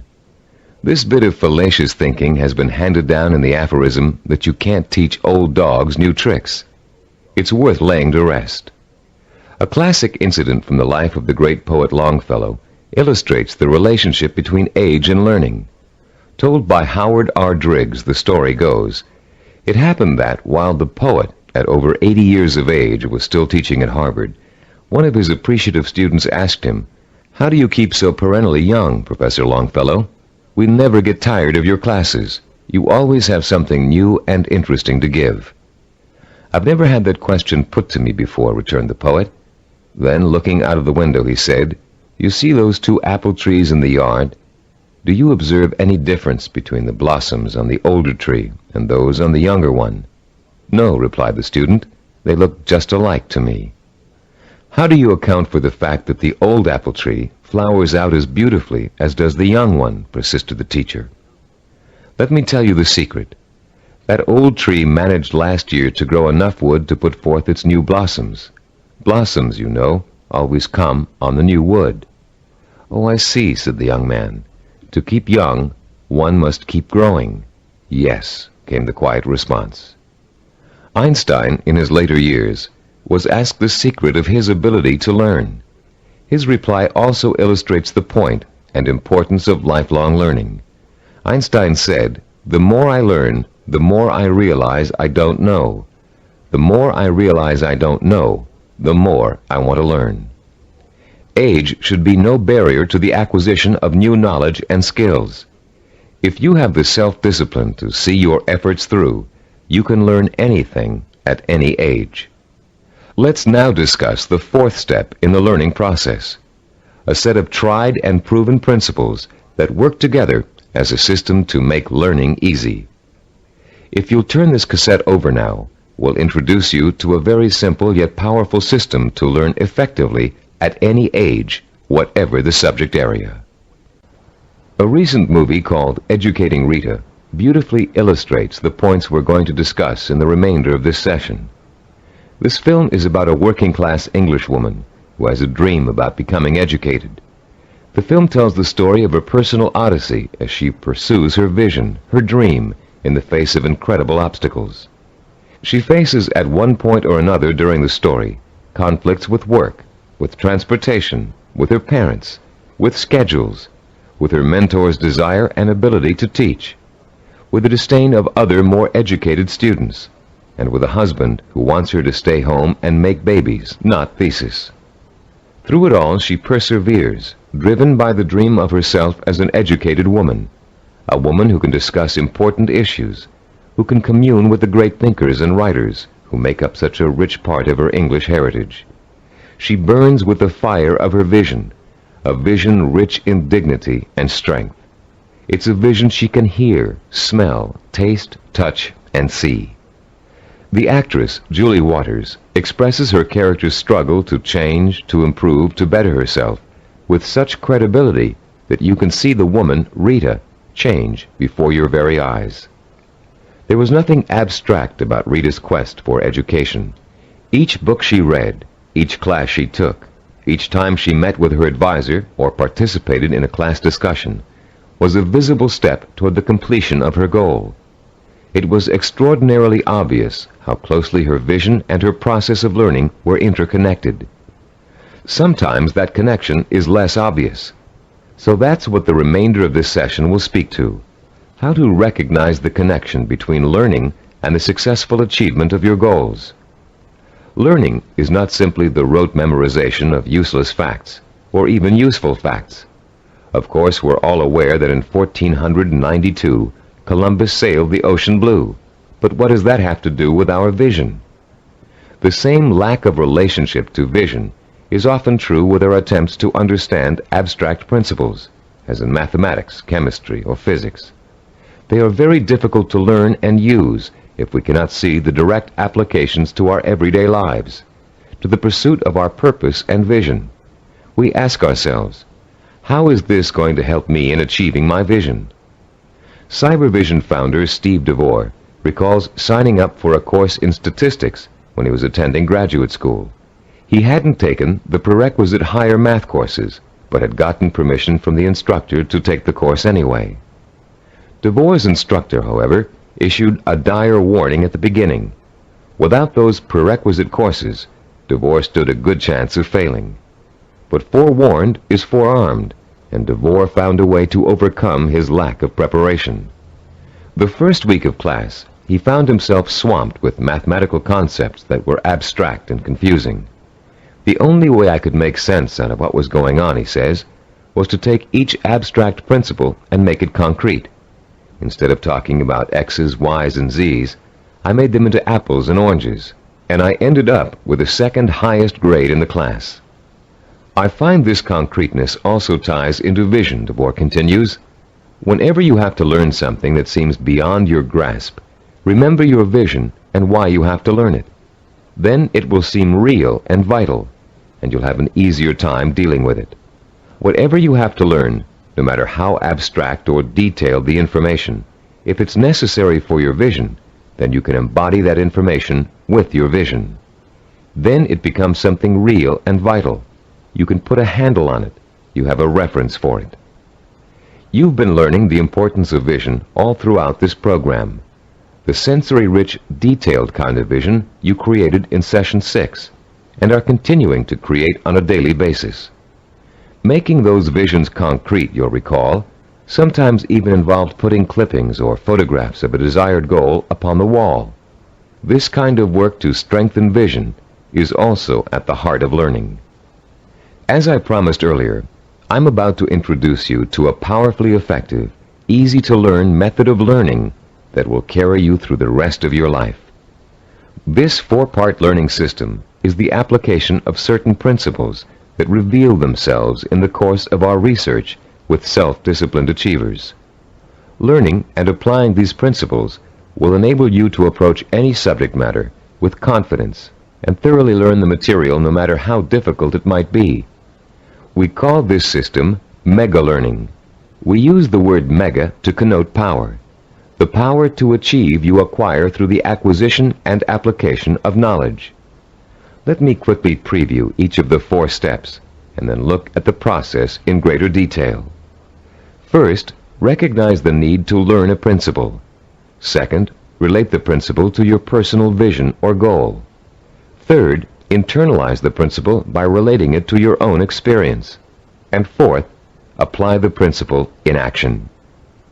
Let's examine each of these 4 steps in turn. First, recognize your need to learn new information and skills.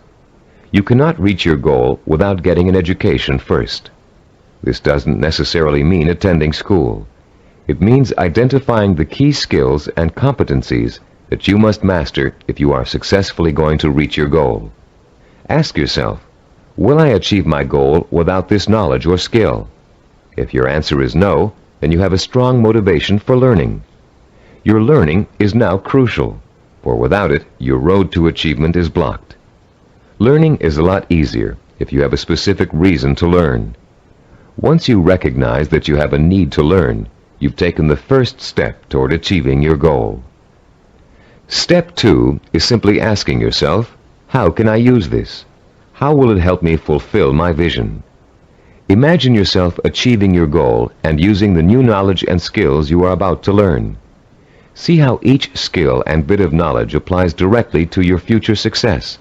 no matter how unrelated or trivial it might seem to be in the beginning. This process is akin to putting a jigsaw puzzle together. You have a picture of what you want to achieve on the jigsaw box. Inside the box are hundreds of related but unrelated pieces of the puzzle. You put two pieces together. You pick up a third piece. You toy with it, mentally turning it over, looking at its edges, its contours, its unique characteristics, looking at the ways it might fit into the whole picture. Then comes the aha moment. You see exactly where the new piece of puzzle fits, how the contours of the piece are shaped to fit the pieces already in place. And as you place the piece in the puzzle, you get an idea of what the larger picture will look like. Perhaps you refer back to the picture on the jigsaw box, which is analogous to the mental picture you have of the goal for which you're striving. The very act of studying the information and putting it in its proper place helps you bring the picture on the box to life. The third step in our learning process is internalizing the principle by relating it to your own experience. If you're learning about electrical waveforms and frequency, for example, think about the times you've thrown a pebble into a pond and seen ripples form on the water. The bigger the pebble and the harder you threw it, the bigger and faster the waves would be. In Newtonian physics, you can easily understand the law that states, for every action there is an equal and opposite reaction, by remembering how you stand up from a sitting position. Do you just shoot straight up, or do you have to first push your weight down on the chair to stand up? In order to stand up, you have to first push down. That's Newton's law in action.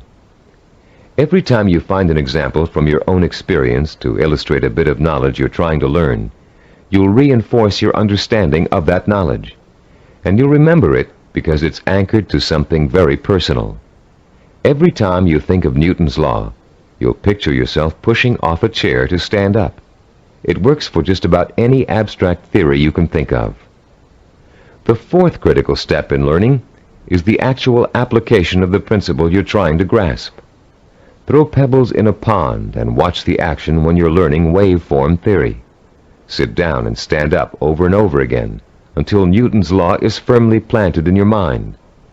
If you're studying a new language, use the new vocabulary you learn every single day. As you walk down the street or through your living room, try naming every object you see in your new language. Using these 4 steps to learning will make the experience easier, less frightening, and more fun. You'll make mistakes just as everybody does, but persistent application of the mega learning system will pay off in greater understanding, greater memory retention, and a better education overall in whatever it is you're trying to learn.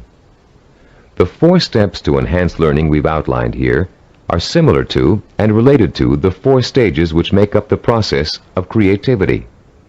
Our definition of creativity is taking the knowledge and skills you learn and applying it to the realization of your purpose, vision, and goals. To be creative, you have to be armed with knowledge and skills tempered by experience. The first stage in the creative process is preparation.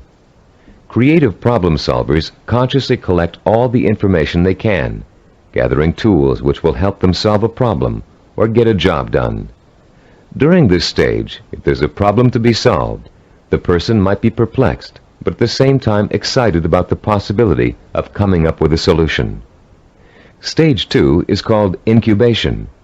Once the research has been done and the necessary information has been collected, the creative person often releases the problem and turns to something else, including rest, relaxation, or physical activity related to the problem. During this stage, the knowledge begins to reform itself below the level of consciousness, shifting and realigning until it becomes a whole. During this stage, tantalizing flashes of insights and glimpses of parts of the final solution may emerge. Stage 3 is called illumination. This is the moment of discovery.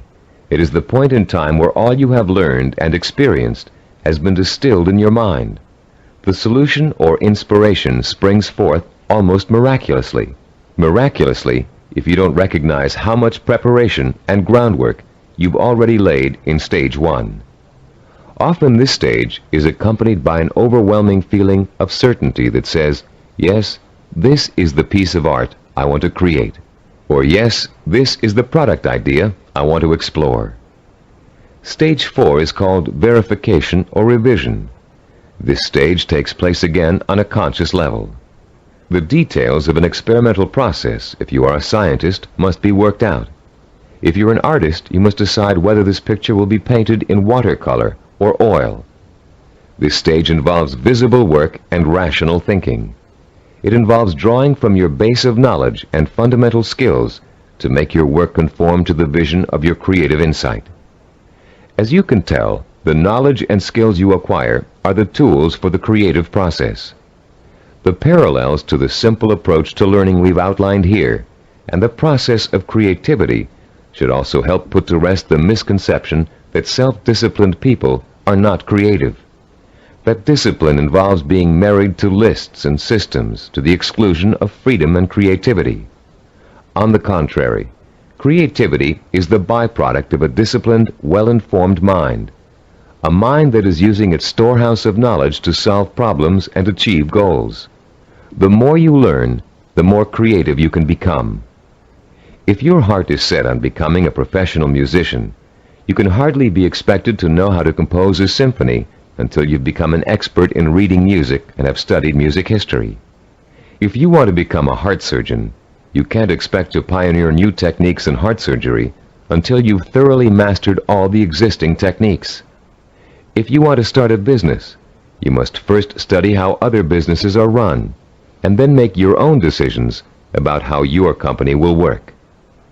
If the realization of your vision requires the mastery of new knowledge and skills, I hope that learning will now be a stepping stone rather than a barrier to the creative realization of your goals.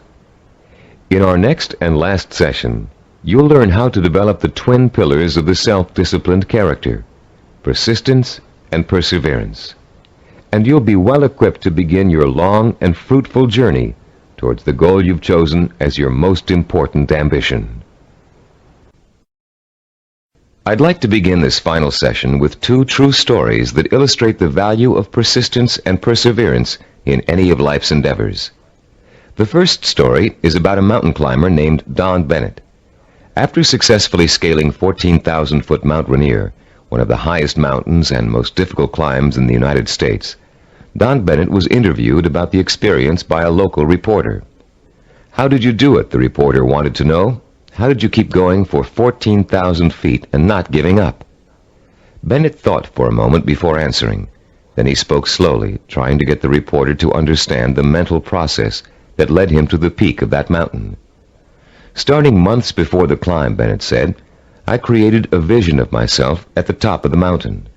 That vision was so real that I could actually feel the cold wind blowing in my face, and I could see the spectacular mountains and valleys all around me. I saw and felt this vision 100 times a day. It inspired me. It motivated me. It kindled my determination to see the climb through to the end. During the climb itself," he continued, "I drew upon my vision for inspiration. When the going got tough, I saw myself at the top of that mountain just as clear as could be. And then finally, I reached my goal and my vision became a reality." The reporter was impatient with Bennett's explanation. Yeah, he said, "I've heard all that vision stuff before. But that doesn't explain how you did it. You're an amputee. How did a one-legged man climb a 14,000-foot mountain?" Don Bennett looked the reporter straight in the eye and said quietly, "One hop at a time. My vision became a reality, one hop at a time." Our second true story takes place during the last few weeks of World War II. Don McCall was a seaman on the Navy ship Indianapolis, which at the time was cruising the Philippine Sea. Suddenly, the ship was struck by Japanese torpedoes, and immediately it began to sink. McCall was asleep below decks when the first torpedo hit. He instinctively grabbed his life jacket and made his way up to the deck as the ship began to roll over. As he launched himself into the churning sea, the ship sank, taking 300 men with her. Another 900 or so had been pitched into the water. "I made up my mind that I was in big trouble," McCall told an interviewer, "and I also made up my mind that I would do whatever I had to do, no matter how painful, to survive." The first thing McCall did was to move away from the other survivors and float alone. He knew about the dangers of mass panic, especially if there was a shark attack, and he knew he'd stand a better chance if he stayed away from the other men. McCall also protected himself from exposure in the blistering sun by keeping a life jacket over his head. He kept a hose on his person so he could retreat underwater in case of a Japanese attack. And most important, he kept in mind the lesson he had learned about the danger of drinking seawater, no matter how thirsty he got. For days, McCall watched men succumbing to mass panic and hallucination. He watched them being torn apart by sharks, while he escaped attack by remaining perfectly still. He watched them drinking seawater and dying of dehydration, while he swallowed his own desire to drink. He watched them dying all around him, while he remained alive. 4 days later, a Navy patrol boat plucked an exhausted 90-pound McCall out of the sea. He had survived 4 days without food or drink in the blistering sun, in shark-infested waters. An incredible feat, and he had proved the power of self-discipline even in holding death at bay. Like mountain climber Don Bennett, McCall never lost sight of his vision, staying alive. He used all his knowledge and skill to make that vision come true. He resisted drinking seawater to get immediate gratification of his thirst, which would have killed him. And he found creative solutions to the problems of exposure to the sun and Japanese attack. Both Bennett and McCall used self-discipline to endure terrible physical hardship and achieve seemingly unachievable goals. Your own goal may not seem as urgent as theirs, but the principle of achieving it remains the same. Through vision, commitment, patience, and creative application of knowledge and skill, you can see your goal through to the end. But the ultimate key to your success is what this session is all about: persistence and perseverance. In this session, you're going to learn what persistence and perseverance are really all about. You'll be taught how to develop both of these critical qualities through the application of 5 simple principles. You'll find out how to turn problems and setbacks, even agonizing situations, into positive learning experiences that will actually bring you closer to the realization of your goal. And you'll understand the value of never giving up, no matter how tough the journey gets or how endless it seems. First, let's define the words persistence and perseverance. Is there a difference between the two? Yes, a subtle one. Persistence means never giving up. Perseverance means persisting in spite of hardships, opposition, and setbacks. Mountain climber Bennett and Navy seaman McCall displayed both persistence and perseverance in their heroic efforts to reach their goals. Bennett had to use his one leg to hop at least 30,000 times to get up to the top of Mount Rainier. McCall had to stay calm and follow a life-saving plan while spending 4 days in shark-infested waters without any food or drink. These men reached their goals because they had already developed the qualities of persistence and perseverance. Now you are going to learn how to develop these qualities too. There are 5 crucial steps involved in learning how to develop into the kind of self-disciplined achiever who never quits and never loses sight of his or her goal. Listen carefully while I outline each one. The first step is to rekindle and refuel your vision and purpose every single day. Remind yourself daily of the rewards and benefits that await you when you successfully realize your goal. The emotion you draw from these constant reminders of why you're working so hard and giving up so many things will sustain your powers of persistence and perseverance. The second step is to firmly anchor the following attitude deep within your heart and mind. I can achieve anything I set my mind to. Nothing is impossible for me to achieve if I want it badly enough and am willing to pay the price for it. No matter how much hard work it takes, no matter how long it takes, no matter how difficult it is, I can and will achieve my goal. I will never forget that a journey of 1,000 miles begins with a single step. Step 3. Realize that obstacles are going to arise and setbacks are going to occur. Keep in mind that these difficulties are really opportunities to learn.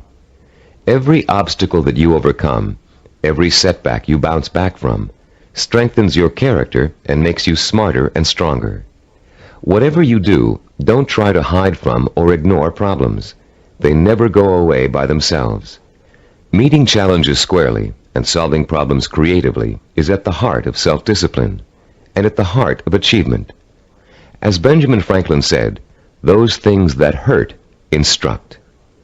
When your progress seems blocked, it means that it's time to increase your knowledge and look for creative solutions. This is the fourth step in developing persistence and perseverance. You may be doing the wrong things for the right reasons, and now is the time to find out.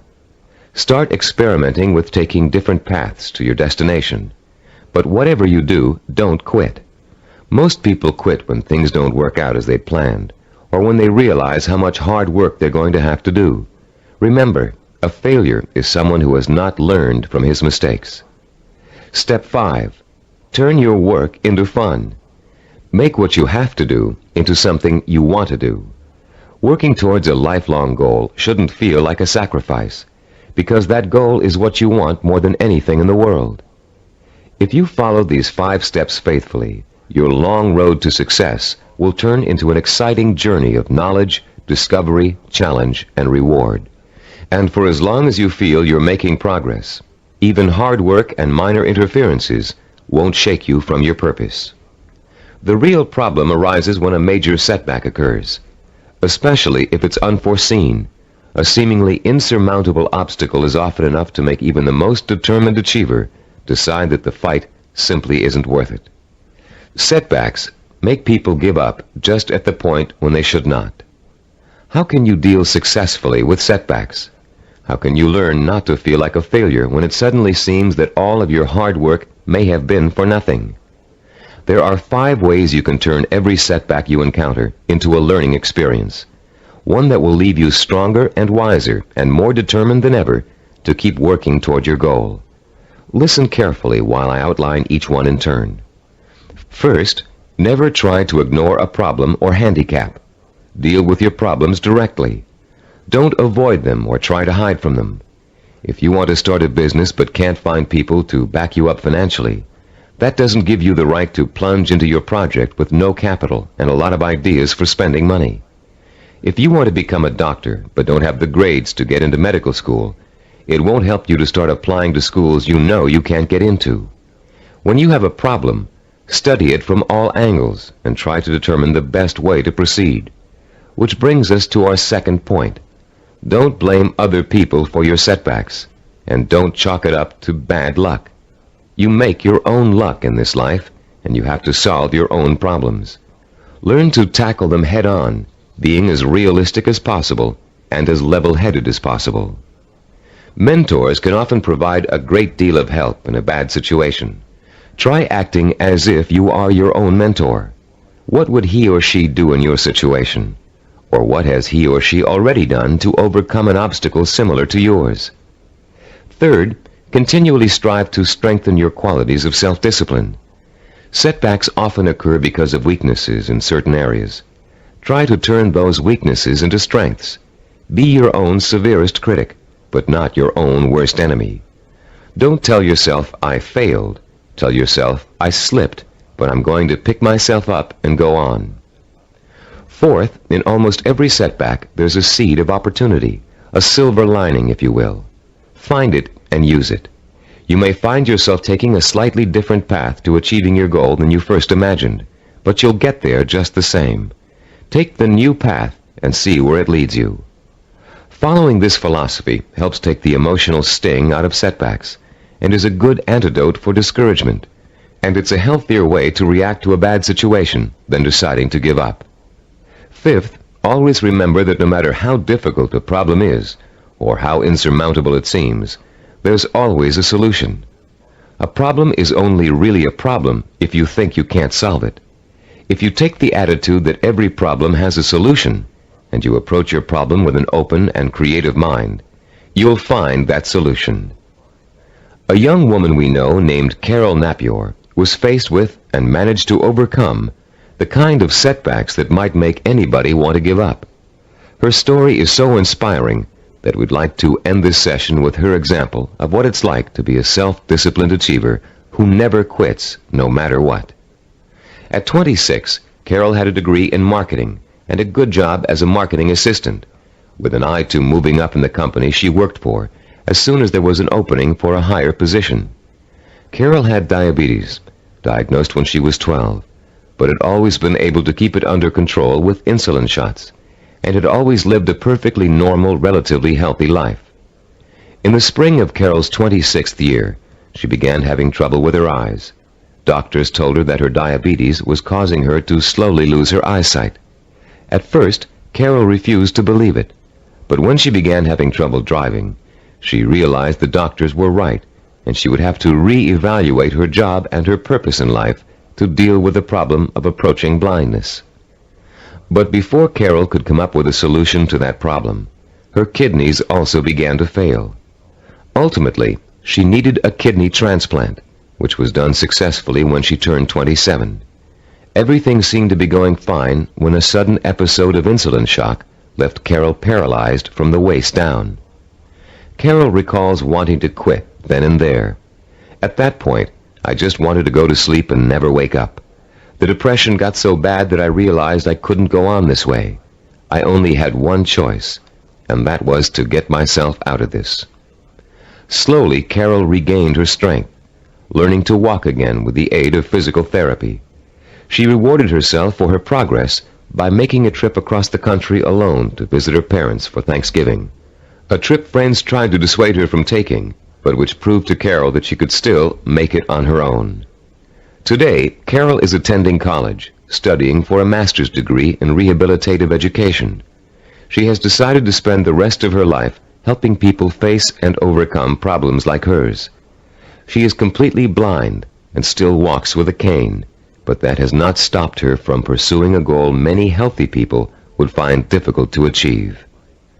The key to reaching any goal is to develop the strength of character that makes you refuse to give up, no matter how bad things look. The most amazing thing about persistence and perseverance is that they make it almost impossible for you not to succeed in your endeavors.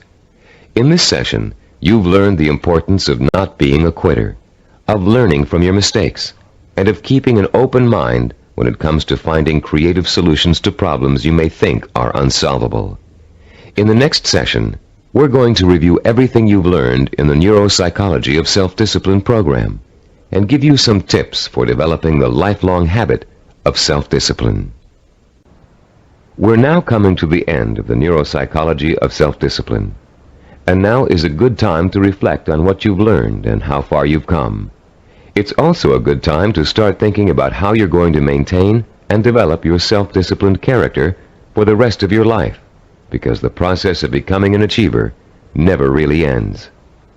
In the years to come, you'll find yourself learning from trial and error, from accomplishments, from setbacks, from disappointments, from rewards, from the feeling of satisfaction you get when a job has been well done. The more you achieve, the more you'll learn one of the greatest secrets of achievement. Success breeds success. Every small step you take on the road to your goal will make it easier to take the next step. And once you've achieved your goal, you'll probably find that there's another goal you want to achieve. Along the way, you'll delight in the process of watching yourself in action, making corrections in your methods and strategies as you strive toward your ultimate goal and the hundreds of smaller goals you will successfully reach on the way. Let's talk about the milestones you've already passed. In Session 1, which you listened to some time ago, you uncovered the master key to your highest potential, self-discipline. We define self-discipline as the ability to work systematically and progressively toward a goal, to become positively obsessed with that goal, and to let that obsession lead you to accomplishment. We talked about the problems caused by lack of self-discipline. We learned about the waste of potential, the drifting from job to job, from relationship to relationship, of the person who has no real sense of purpose and an undisciplined approach to life in general. We also talked about the problems of wanting immediate gratification and how that always leads to failure because it means refusing to pay for success with hard work. There is no other way to be successful except through hard work. The words pay for shouldn't bother you. All accomplishments come with a price tag, just like something you might want to buy. And just as you will save for an item you really want to buy, cutting your budget and making financial sacrifices, you should also be willing to make sacrifices in order to reach your goal. You may have to give up time, recreational activities, other priorities in your life. But it won't be difficult to do, because reaching your goal will become a more important source of pleasure. In Session 2, you were introduced to the 10 characteristics of the self-disciplined achiever. These characteristics served as a model against which you could compare your own strengths and weaknesses. Let's review them quickly now, to refresh your memory and see how far you've come in absorbing the principles of this program. First, self-disciplined achievers have a strong sense of purpose.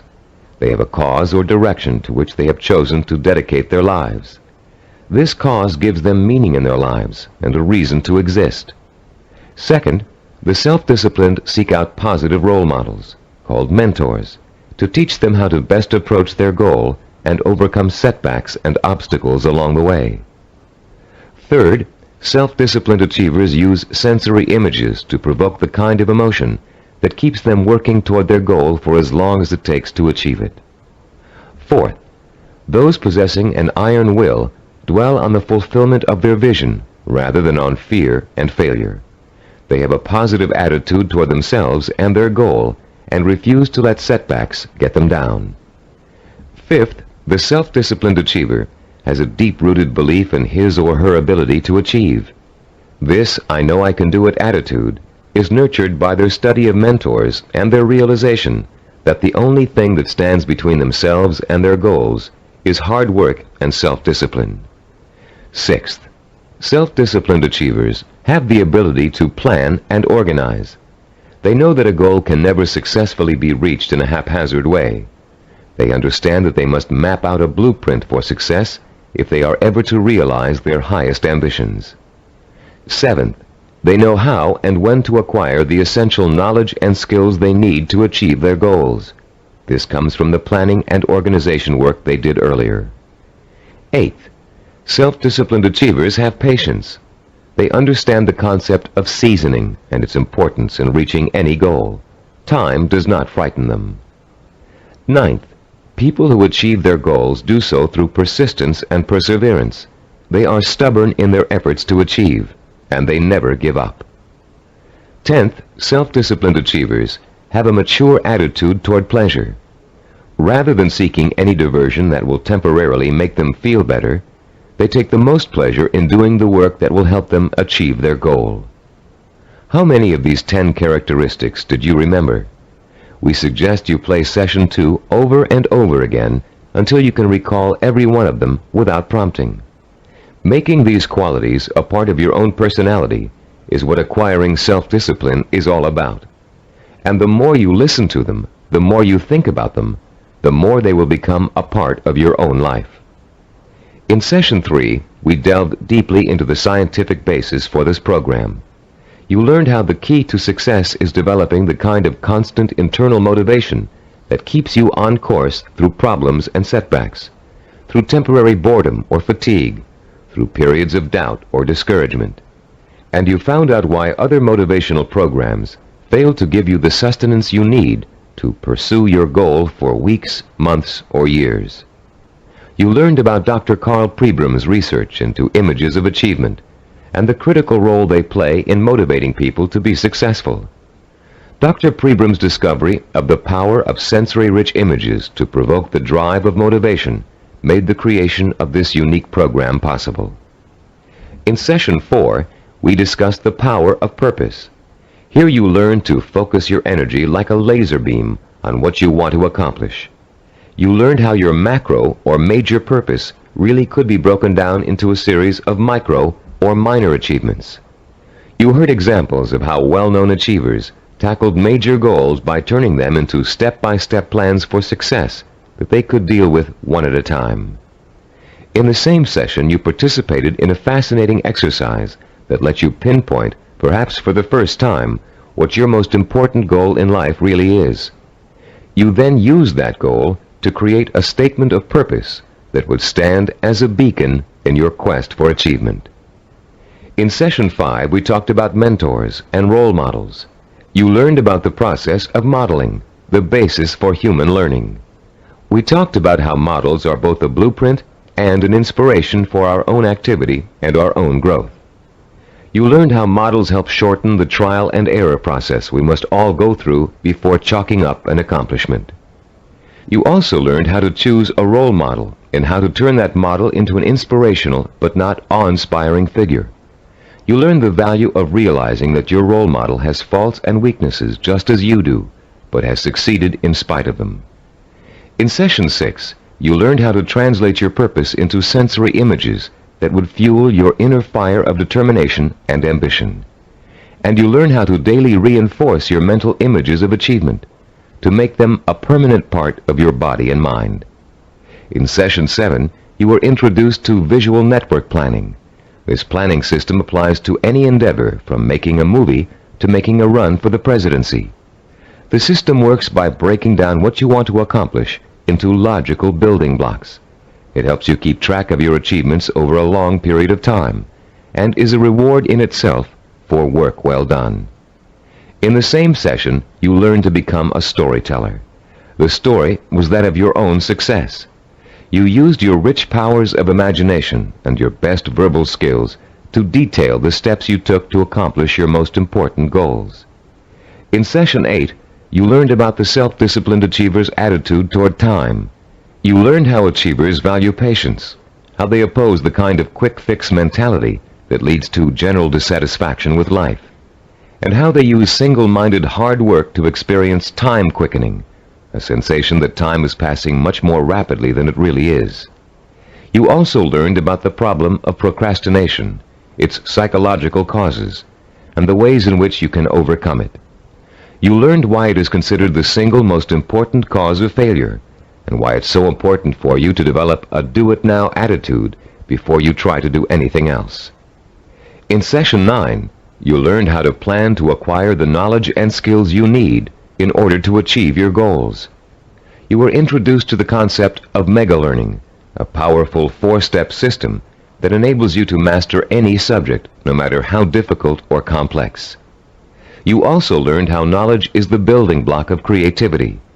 You were introduced to a 4-step process that lets you creatively channel your knowledge toward the kind of action that will help you achieve your goals.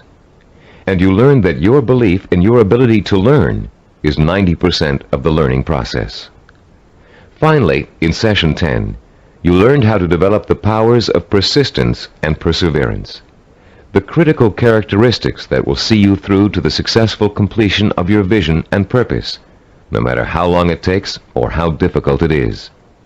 You heard several inspiring stories about people who persevered and achieved their goals through extreme hardship and even physical danger. And now, as we come to the conclusion of this program, I'd like to point out that acquiring self-discipline is a never-ending process. There won't come a day when you wake up in the morning and say, "Yes, I'm finally self-disciplined now. There's nothing more I need to do to develop strength of character and determination of will." Self-discipline requires a lifetime of commitment. This doesn't mean you won't develop the habits of self-discipline in a relatively short period of time. It simply means that you must always be vigilant about how you are approaching your goals and what your purpose in life really is. It's all too easy to get sidetracked in something that feels comfortable, but is not what you really set out to achieve. Every small victory will become a cause for celebration, and a chance to renew your faith in your own ability to achieve whatever it is you want in life. And as you achieve it, you will find yourself becoming the kind of person you've always admired, the kind of person who could pursue a goal so single-mindedly, so stubbornly, and so patiently that he or she could not help but achieve it. I'm Richard Gebhardt. Thank you for joining me in this Cybervision program. This is released for the sake of education. This is a brief key insight about all the concepts of the book.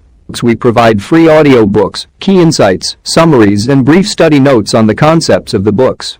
So make sure to subscribe and become a part of our family.